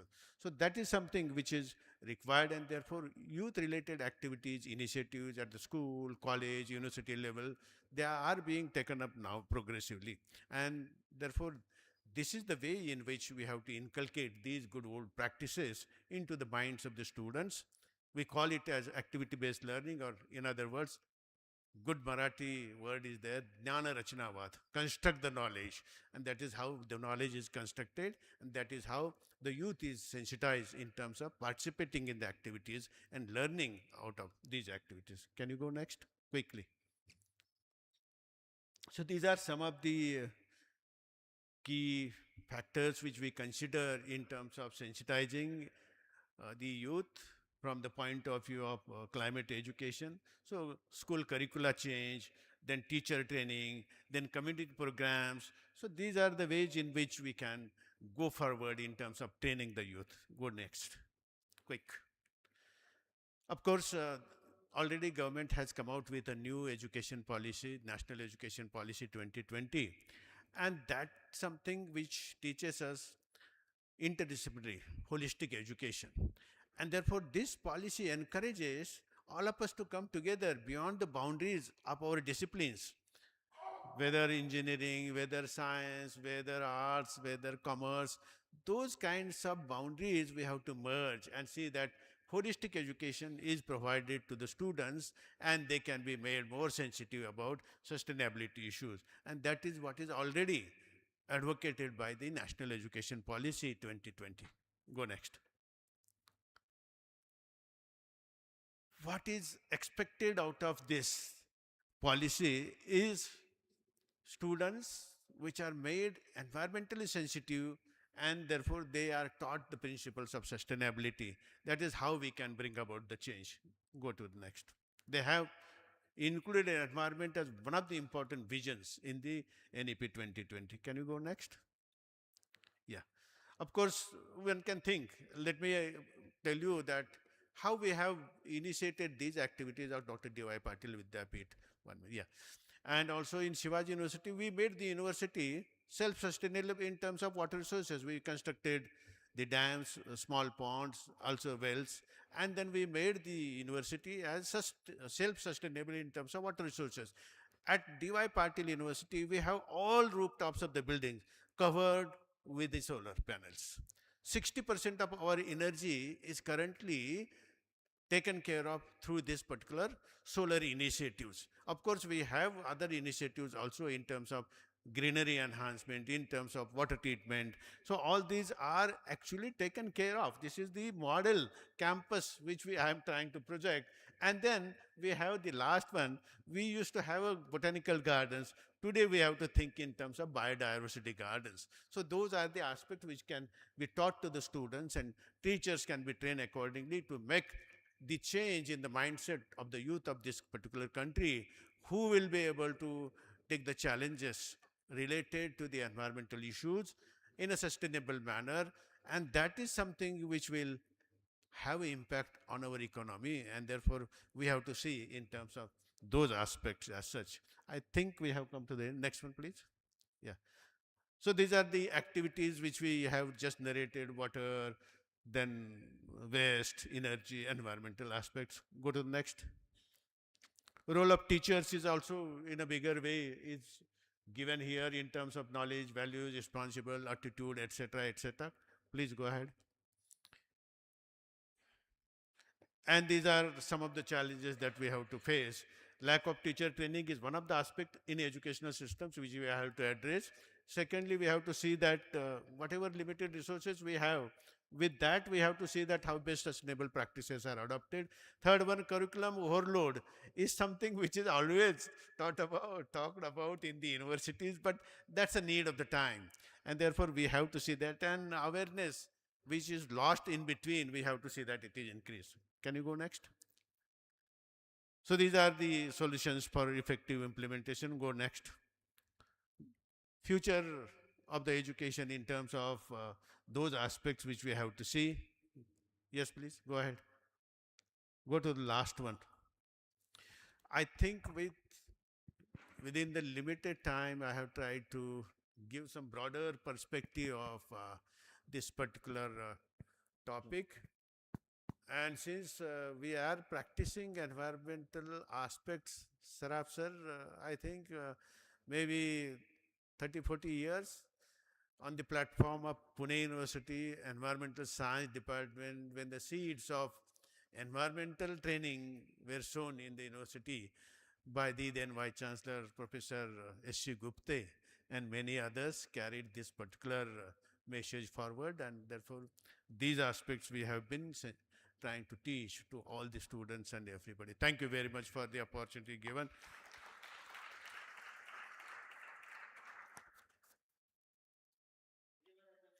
Any quick question? Any question? Anybody has any query, please? Colonel Kulbir, President Rotary Club Khadi. I think so. 3 chancellors and vice chancellors are here, but I have doubt on implementation of NEP, because I find whatever we read in newspaper or whatever articles we go through, Yeah. we are retired person, so now we have a lot of time to mull over on government policies. Yeah. NEP is a eyewash where certain things government is trying to control certain cultural activities, but not serious on education side. Thank you. Let me first inform that being a teacher, I have to be always optimistic. Anything which is brought as a new policy, I have to welcome it. There could be some issues which we have time to address them. I know that your question is more oriented towards the government related state universities where implementation has not been possible, but now undergraduate level it is implemented to a great extent, because there is a additional requirement of manpower, additional requirement of infrastructure, which are the issues being raised by the teachers unions. There could be some strength in it, but we have to think in terms of not only those aspects related to a particular group of our teachers, but we have to think much holistically in a much bigger way, because these are the global issues, these are the national issues of concern. They are to be addressed, and therefore we have to think. Now, to give you the example, we have already 100% implemented NEP 2020 as a private university.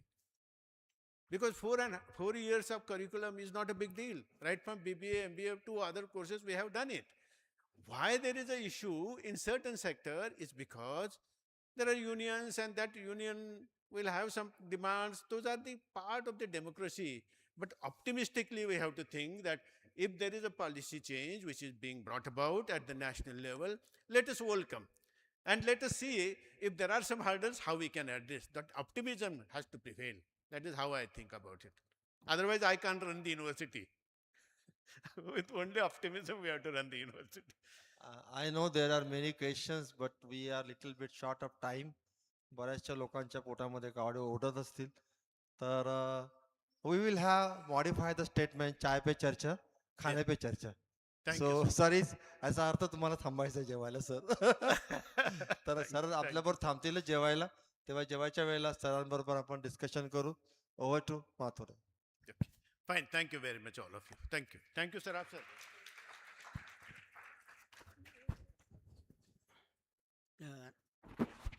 Thank you very much, Professor Pawar.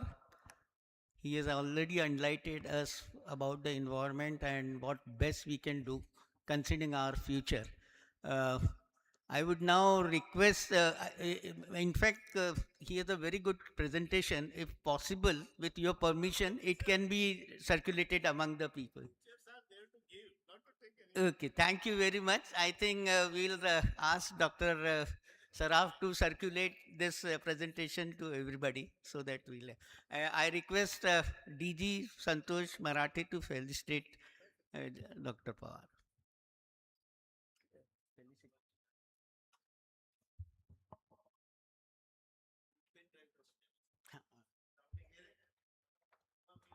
Pen drive असेल ना काय पण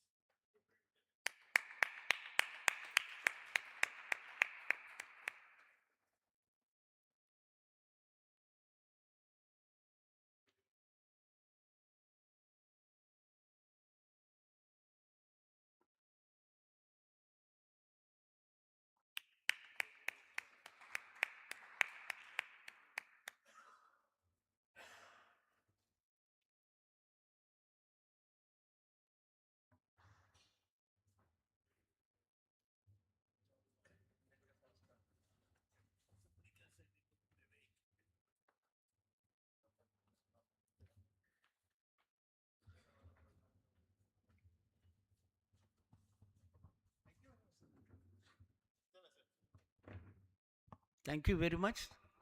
We'll start the next session. Thanks.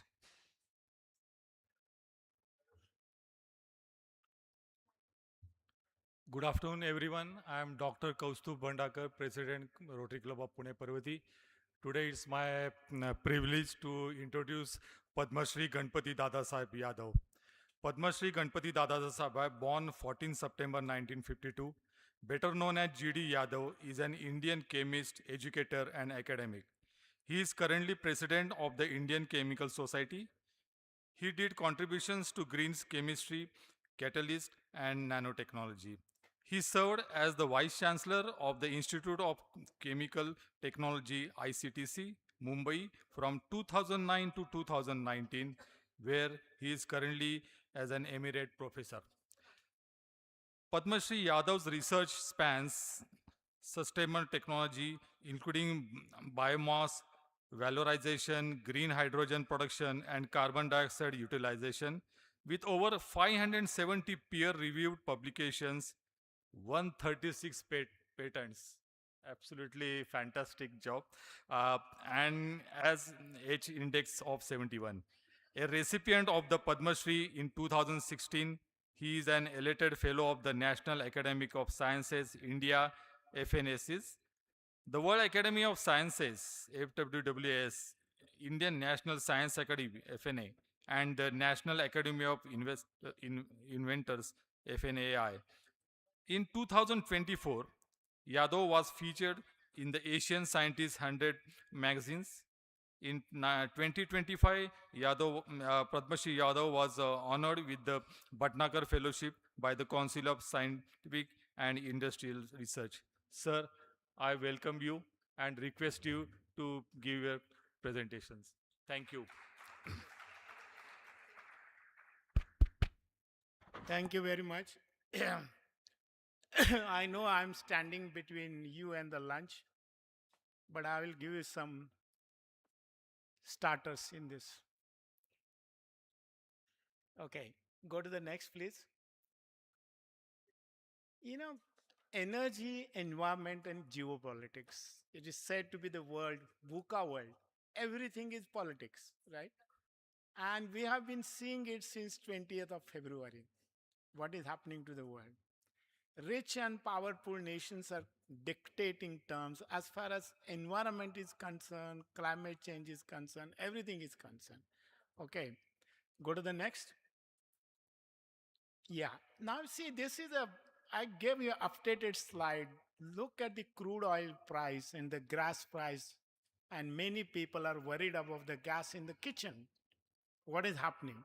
So from February 20th to March 10, the crude oil price had gone up to $120 a barrel, and it has come down to about 99 and 100. We don't know what will be it tomorrow. Okay, and the same is the price, the European Union gas price, euro per megawatt hour. You can see that this is really a bad situation for us because of the world war between US plus Israel and Iran. Go to the next. Yeah. So now look at India's strategic import. Why we are facing this problem? Because we are importing crude oil. typically in the range of 235 million barrels. Okay, now it's rather million tons, and this cost is 150 to 180 billion dollars. Natural gas also we are importing. Semiconductors are importing. If one industry is affected, all other industries are affected, which people do not know. So the critical minerals which are required for in the so-called IT industry and all that also we are importing. So we are in a big problem. Go to the next. So at the same time, climate change is real. Okay, people don't believe that climate change is not real, but I will make you some interesting statements. There are rising temperatures. Okay, everything is happening across the world, and some few slides I will show you. Go to the next. Yeah. Now look at the US duplicity on climate change. Donald Trump doesn't believe in climate change. He said drill belly drill. Well, his opponent Kamala Harris, darling of India, also said the same thing in Pennsylvania. She said she will not stop fracking, that is hydrocarbons. So this is the most powerful nation. Go to the next. And now this is the deadliest thing which people have not understood. They think war is big, but this is the biggest problem which they have not understood. And that is the so-called EPA, Environmental Protection Agency's 2009 endangerment finding. This was responsible for the so-called net zero, 2009. Barack Obama was the president.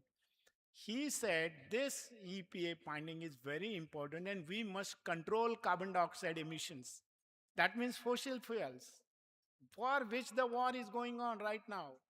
Go to the next, and you will see that February 12 this year, Donald Trump revoked that, and he has created a bigger problem. So that means United States will not participate in climate change.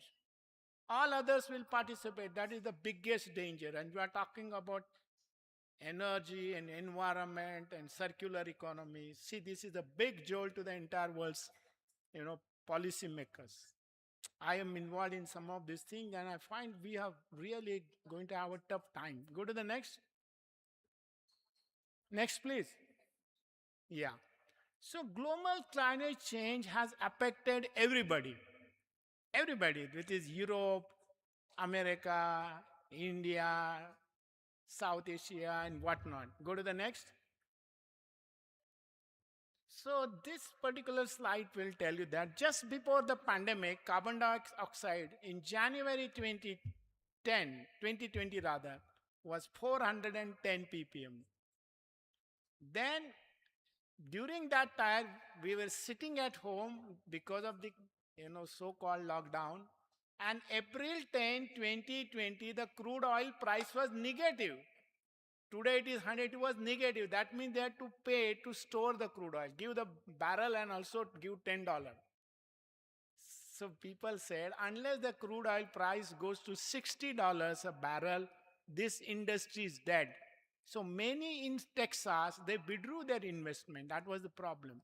Remember what is in May 2022, concentration became 418. They said economy is restored. Now we are looking for restoration of economy. Right now we are doing the same thing. But remember, March 12 this year, the concentration was 429. That means concentration of CO2 is increasing, carbon dioxide is increasing, and which is dangerous for us. And if we do not have technological intervention, plastic is a part of that because it is derived from fossil fuels now. If we do not intervene, we will have no future. We'll have no future. Go to the next.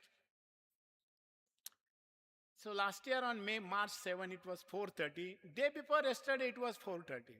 So something is happening. Go to the next. So because of this, they have something, you have a family budget, there is a carbon dioxide budget, carbon budget. For 1.5 degrees Celsius, 130 gigatons, that is billion tons, means within 3 to 4 years, we will have exhausted all the budget for the entire century. If we say 1.6 to 1.7, it is 520 billion. That is 9 to 12 years. And if you say 2 degrees Celsius, 25 years. That means within 25 years, 2 degrees Celsius temperature rise will be unbearable. If the temperature rises beyond 3 degrees Celsius, 80% of the biological species will die. That is the danger. Go to the next. So, and remember the war. How much carbon dioxide war is emitted? Just within first 5 days, 35,000 tons. 35,000 tons. War is still continuing. This cannot be measured.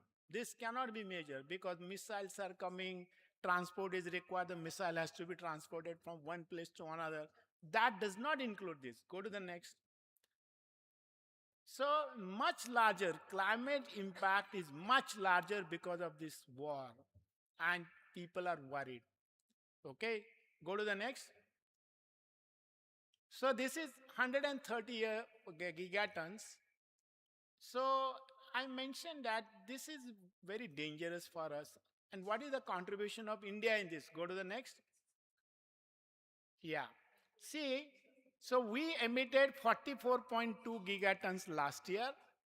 India's contribution is 2.8 and we want to be zero in 2060. China wants to be zero in 2070 rather. China is 2060, OECD countries in 2050.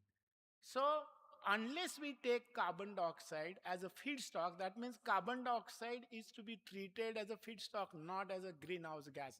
That is what the technology is required. Go to the next.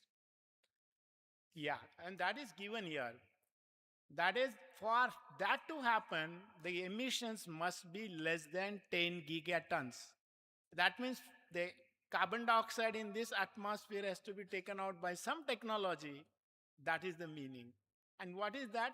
Now it is 429. It has to bring down to 350 ppm. So imagine what sort of technology is required to bring that to 350 ppm, world will be safe. Okay, go to the next. So this is what I showed you, that the fossil carbon is a very big problem right now. Go to the next. 10 gigatons I mentioned. Go to the next. Go to the next. Yeah. So why this is the problem? Because ours is a carbon-based economy. Carbon is required in the earth. Farmers require it for the soil. Carbon is required for our life, but carbon is not required to the extent in atmosphere. That is the message. Go to the next. Yeah. So use of carbon-based fuels is the real problem of this climate change. Go to the next. So net zero. So I will tell you there are 10 ways by which we can take control of it. Okay, 10 ways. Go to the next. So first important thing is hydrogen technology. So hydrogen is going to be the savior of the world. Hydrogen. So hydrogen comes from water. Water has to be split. So you get hydrogen and oxygen. Then carbon dioxide will be our new oil. Crude oil will be gone by 2050. Or otherwise, like yesterday I heard, if the crude oil price becomes $200 a barrel, economy will be dead. We will not do anything. So this is the real worry. So decarbonization, biomass valorization, that is any biomass. Farmers are burning their agri-waste. They should not burn it. That is a very good source of chemicals, fuels and materials. And I will show you by some statistics. Solid waste management. We have to be a zero waste society. Mumbai municipality produces 9,000 tons of solid waste. 50% of that is food. 10 to 12% is plastic. Then construction, debris, and then metal and whatnot, everything is there. Then waste plastic recycling. Since I'm supposed to talk on polymers, I'm going to tell you what we can do with waste plastic recycling. Plastic ban is a stupid idea, I'm telling you that publicly. Plastic ban does not work and it did not work. You ban liquor in some state, maximum liquor is sold there. You are laughing, but maybe you have tested it there. Ban never solves the problem. If That is why, because plastic was introduced as a substitute for paper. So paper is to denude the forest against our climate change. Therefore, they said, let us replace paper by plastic. Then technology, we became smart. We started producing thinner and thinner plastic, stronger and stronger plastic. The plastic bag which you get from the vegetable vendor does not cost even a few paise. So what happens? So he gives you free. Right? He says, Madam, ajun don gya. Fatel, pishwi fatel, right? So what do? Since it is free, you throw it. But I'll tell you another psyche. Milk pouch. You get milk, maybe 60, 70 rupees. I don't know how much is in Pune. Correct? The housewife cuts the corner, takes the milk out. She says few drops are remaining. She adds water, shakes it 100 times. If she is not shaking it well, she will ask the husband, shake it little more. Why? Because she thinks the drop of the milk is more valuable than the plastic bag. She will take that last drop and throw the plastic bag in the kachra patti, right? In the waste bin. Why? Because according to her, plastic bag has zero value. That is the psyche. So instead of that, if we say that plastic bag put barcode, 20 rupees refundable deposit, the housewife will nowhere throw it. Correct? You know, do you ever throw the newspaper outside? Collect it, raddi, right? And housewives are smart. They put little sprinkle water on that to increase the weight. She knows paper has value, but plastic has no value. Who created this? We did it. As a society, we said, this is dirt-free, right? So if we, irrespective of size, weight, anything, then government also becomes smart. Says 50 micron plastic bag allowed. Now, do you go to the market and measure 50 micron? 50.5 or 49.5? Again, stupid idea. Government policy must be such that it is implemented by the common people, not by the other people. Go to any airport, right? You must have traveled by airport or maybe railway and whatnot. You see bins kept, different color bins. Wet garbage. You are drinking tea in a plastic bag. Where do you dump it? You don't know. So what you do, you see where others have dumped, you dump there only. I'm sure all of you do that. Because that guideline is so stupid, it doesn't say where to dump it. So although segregation, so I was a vice chancellor for 10.5 years. So I said, okay, let us clean our campus. I started putting bins everywhere. Early in the morning, I was taking a walk. I find the municipality fellows come. We have segregated everything. He takes all that baggage and puts in the same bag. So I asked him, why are you doing it? He says, sir, we get money for segregation. So our segregation has no value. This is psychology, psyche of Indian people. Anything free, including advice, is not appreciated. The best example, you go to any marriage, the shape makes very colorful dishes, very attractive. All sorts of Punjabi, Sindhi and whatnot, South Indian, Marathi, Puran Poli, and anything is given there, right? So what you do, you take a bigger plate because you say you must taste this. And ultimately you don't like the taste, so you throw it. That is why 50% food waste I mentioned. Instead, I give a trick. Pune wala should do it. In front of each dish, you put a bowl, baking bowl, right? And put a notice there, Madam and Sir, please touch this dish if you like it, but put 100 rupees in this bowl. I will assure you that your wife will not allow you to touch it. Because you never eat at home. Because it is free, you are taking it and dumping it. So the free thing, freebies also, is not a good idea. So I said, farmers burning agri-waste. You cannot go to Delhi. I have some slide there, but before I go there, I will tell you what it means. Why do they burn it? Because they think it will kill the pest. They will, and there some carbon will be generated and it will go inside. That is what they think. But that's not correct, right? It creates pollution. Air quality index 300, 500 in Delhi. Burning is not the solution for that. Instead of that, like we have sugar factories, Sahakari Sakar Karkhana, right? If we tell the farmer, take all aggregates because it is very bulky, compact it, densify it, and cut into pieces, make pellets, that pellet is 5 rupees a kilo. I will give you 10 rupees. Government should announce that I will give you 10 rupees. No, nothing free. You are getting 5, I am giving 10. They will all collect all kachra in the villages. And then you give it to somebody else for making chemicals, fuels, materials, because we will not have crude oil. We will not have crude oil. Remember, this is a policy matter. So farmers, kachra sahakari sakar karkhana. So says kachra karkhana. Right? That is what they are supposed to do. That is a policy. Go to the next. So I'm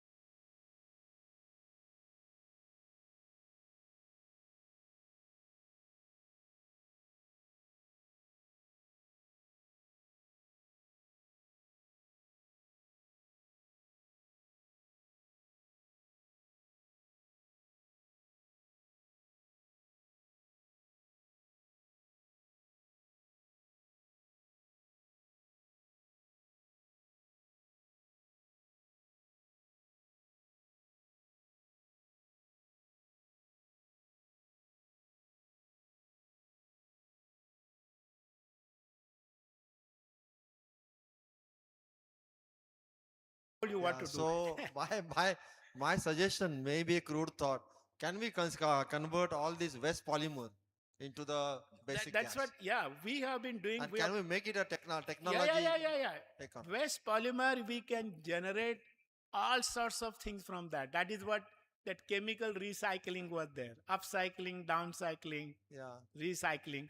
We can make variety of chemicals, including dimethyl ether, LPG, sustainable aviation fluid, which is used by the aviation industry. Everything can be made. Waste is to be treated as wealth. Uh, this is a question which I, being a chemical engineer, my wife asked this question. The gas is not there, so how can you help me? Good question. So, the gas is not there. Now, this war situation, nobody anticipated 1 year ago, correct? Now, those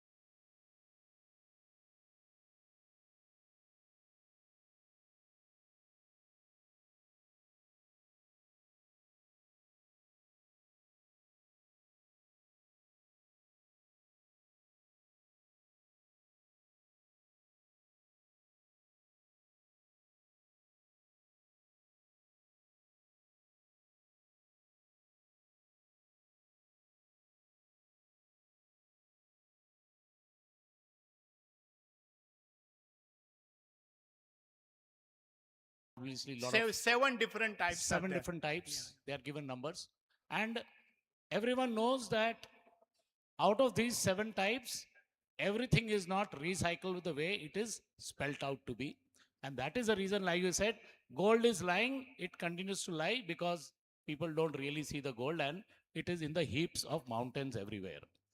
So, including the river bodies. So, my point was, like we are looking at waste management, I saw the number 5 there. I was very happy to see that. Was while we have said recycling as a solution, and you have said 9% only so far.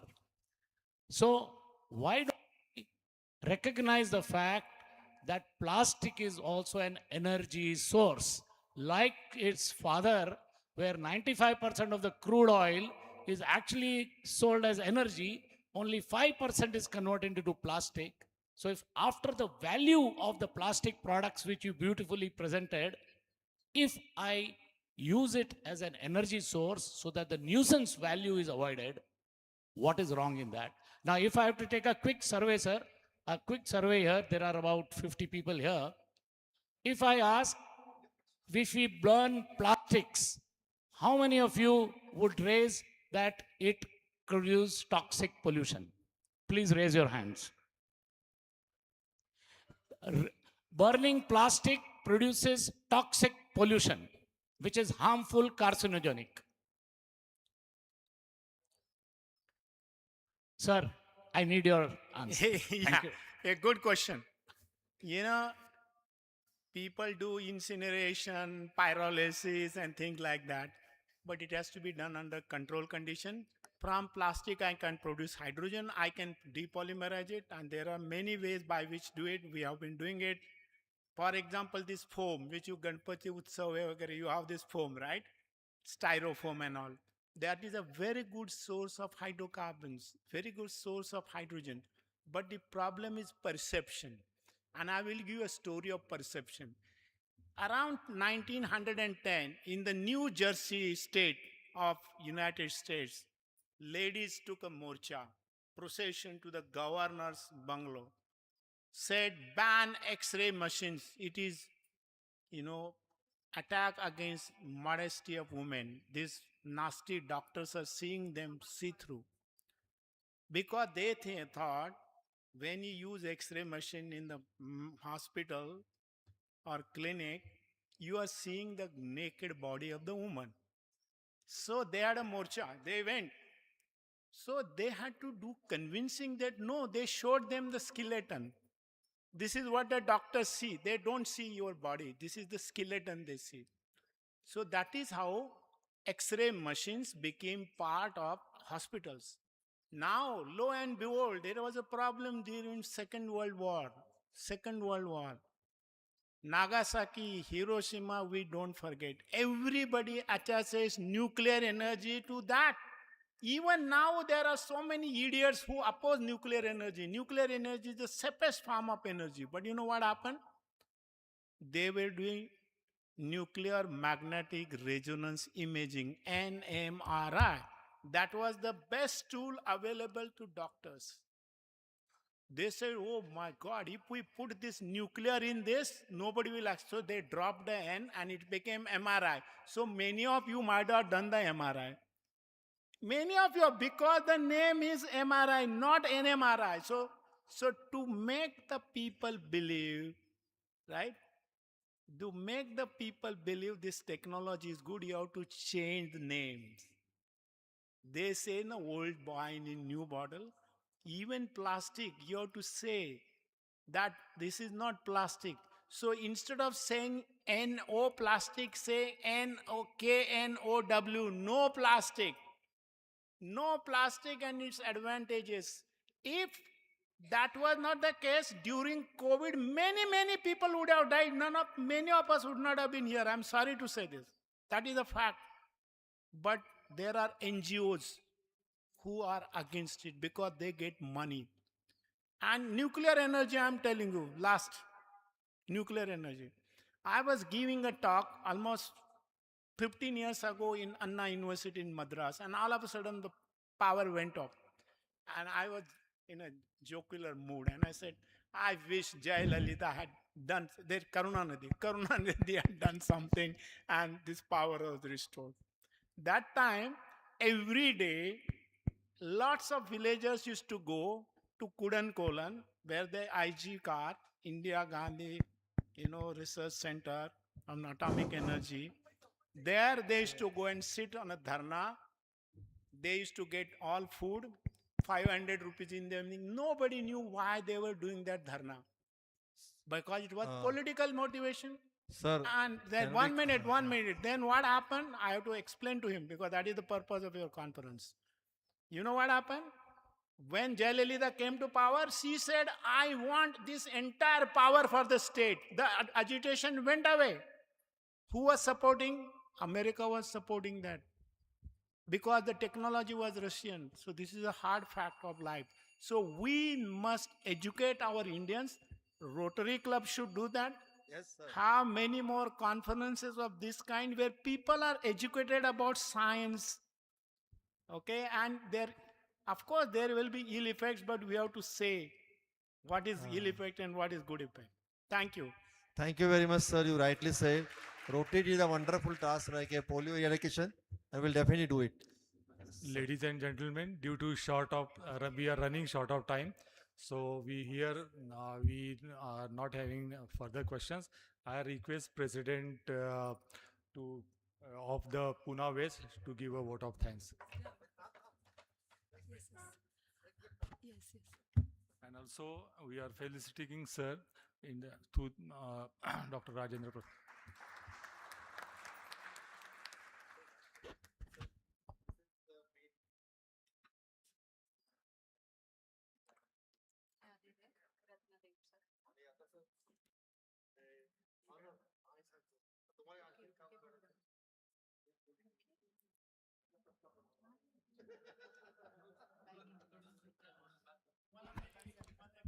काय पडलं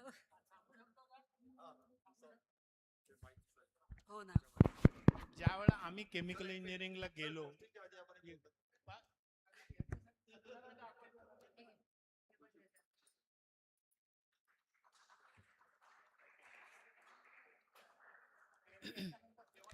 Thank you, GD Yadav sir, for your very much valuable presentation. Actually, we were short of time, Otherwise, the presentation is very nice. Sir, you can share that presentation with us.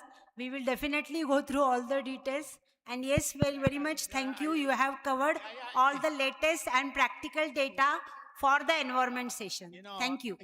Like पूर्वी लोक प्रवचन करायचे, मी पण प्रवचन करत असे. आमच्या घरात वारकरी लोक आहेत, माझी आई वारकरी होती, आजी होते, माझे भाऊ, त्याची फॅमिली, आम्हाला सगळं माहिती आहे. तर प्रवचन मी कसं सांगतो बघा, की आता जर स्वयंवर घेतलं, स्वयंवर आता, आणि अशी लांबडी लाईन लागली होतकरू तरुणांची, होतकरू, सेकंड मॅरेज नाही, पहिलं मॅरेज, आणि मुलीनं त्यांनी सांगितलं, आपला त्यांनी धंदा सांगायचा, कोण म्हणेल मी अमुक आहे, सरकारी आहे, अमुक आहे, हे आहे, इंजिनियर आहे, mechanical engineer, civil, BA BCom सगळं, आणि कोणीतरी सांगेल मी केमिस्ट आहे किंवा केमिकल इंजिनियर आहे, आणि त्या मुलीकडे वर माला दिली ना, तो केमिकल इंजिनियर आणि केमिस्ट, त्यांना मुलगीच मिळणार नाही. त्याचा काय नाही आता, कारण त्यावेळी झालं, परंतु आता असं आहे की मुलींना वाटते की हे लोक डर्टी लोक आहेत. They are spoiling the environment. This is the image. Ratnadev, this is तुम्हाला माहिती आहे ना, show me anything in this. या तुम्ही हॉल मधला तुमच्या समोर कुठलीही वस्तू अशी दाखवा की ती बिना केमिकलची बनवलेली आहे, मी तुम्हाला 100 कोटी रुपये द्यायला तयार आहे. माझ्याकडे 10 रुपये पण नाहीत खिशात, परंतु 100 रुपये का म्हणतो, कारण अशी एकही वस्तू नाही की ती बिन केमिकलची बनवली जात नाही. परंतु इमेज काय आहे, केमिकल इंजिनियर. अरे तुम्हाला सांगतो, सरकारी नोकऱ्यांचा मोठा एवढा भाव आहे. माझ्या एक ओळखीचा मुलगा, त्याची आई काय म्हणते, त्याची आई म्हणजे मुलगी राहतात, त्याची आई म्हणते की तो मुलगा इंडस्ट्रियलिस्ट आहे, ती म्हणते त्याला सरकारी नोकरी का नाही. तर तो काय मुलगा म्हणतो, मी आता माझी नोकरी इंडस्ट्री विकतो, कोणाला तरी पैसे देतो आणि एक सरकारी नोकरी घेतो, मग मला मुलगी मिळेल काय. आणि ती आई काय म्हणते, त्याला काहीतरी थोडचं वरचं चिरीमिरी मिळेल. केवढा समाजाचा घे झालाय बघा, अधपात, किती अधपात झालाय की तुम्हाला लाच लुचपत करणारा मुलगा तुम्हाला आवडतो, पण तो सज्जन मुलगा आहे त्याला तर कधी पोरगी मिळणारच नाही. पुण्यातली तर अजिबात नाही, कारण पुण्यातल्या मुली पुण्याच्या बाहेर जात नाहीत. बरोबर आहे ना, 100%. सर, आपण आता लंच घेताना गप्पा मारूया, आणि तुम्ही प्लीज सगळ्या स्टोरीज आम्हाला सांगा. ऍक्च्युली सगळ्या स्टोरी छान आहेत, पण आपल्याकडे आता सगळ्यांना भूक लागली आहे. So yes, correct. जोशी सरांचे विद्यार्थी, घाबरू नका, तुम्हाला मुली मिळतील. पोरं घाबरले, काय होईल असं. हां, yes, Kaustubh, president Kaustubh will announce. Yes. आता टाईमच्या कन्स्ट्रेंटमुळे आपण थोडं 10 मिनिटं लवकर लंच करणार आहोत. 30 मिनिटात आपण परत येणार आहोत. सगळ्यांना विनंती की आपण लंचला यावं.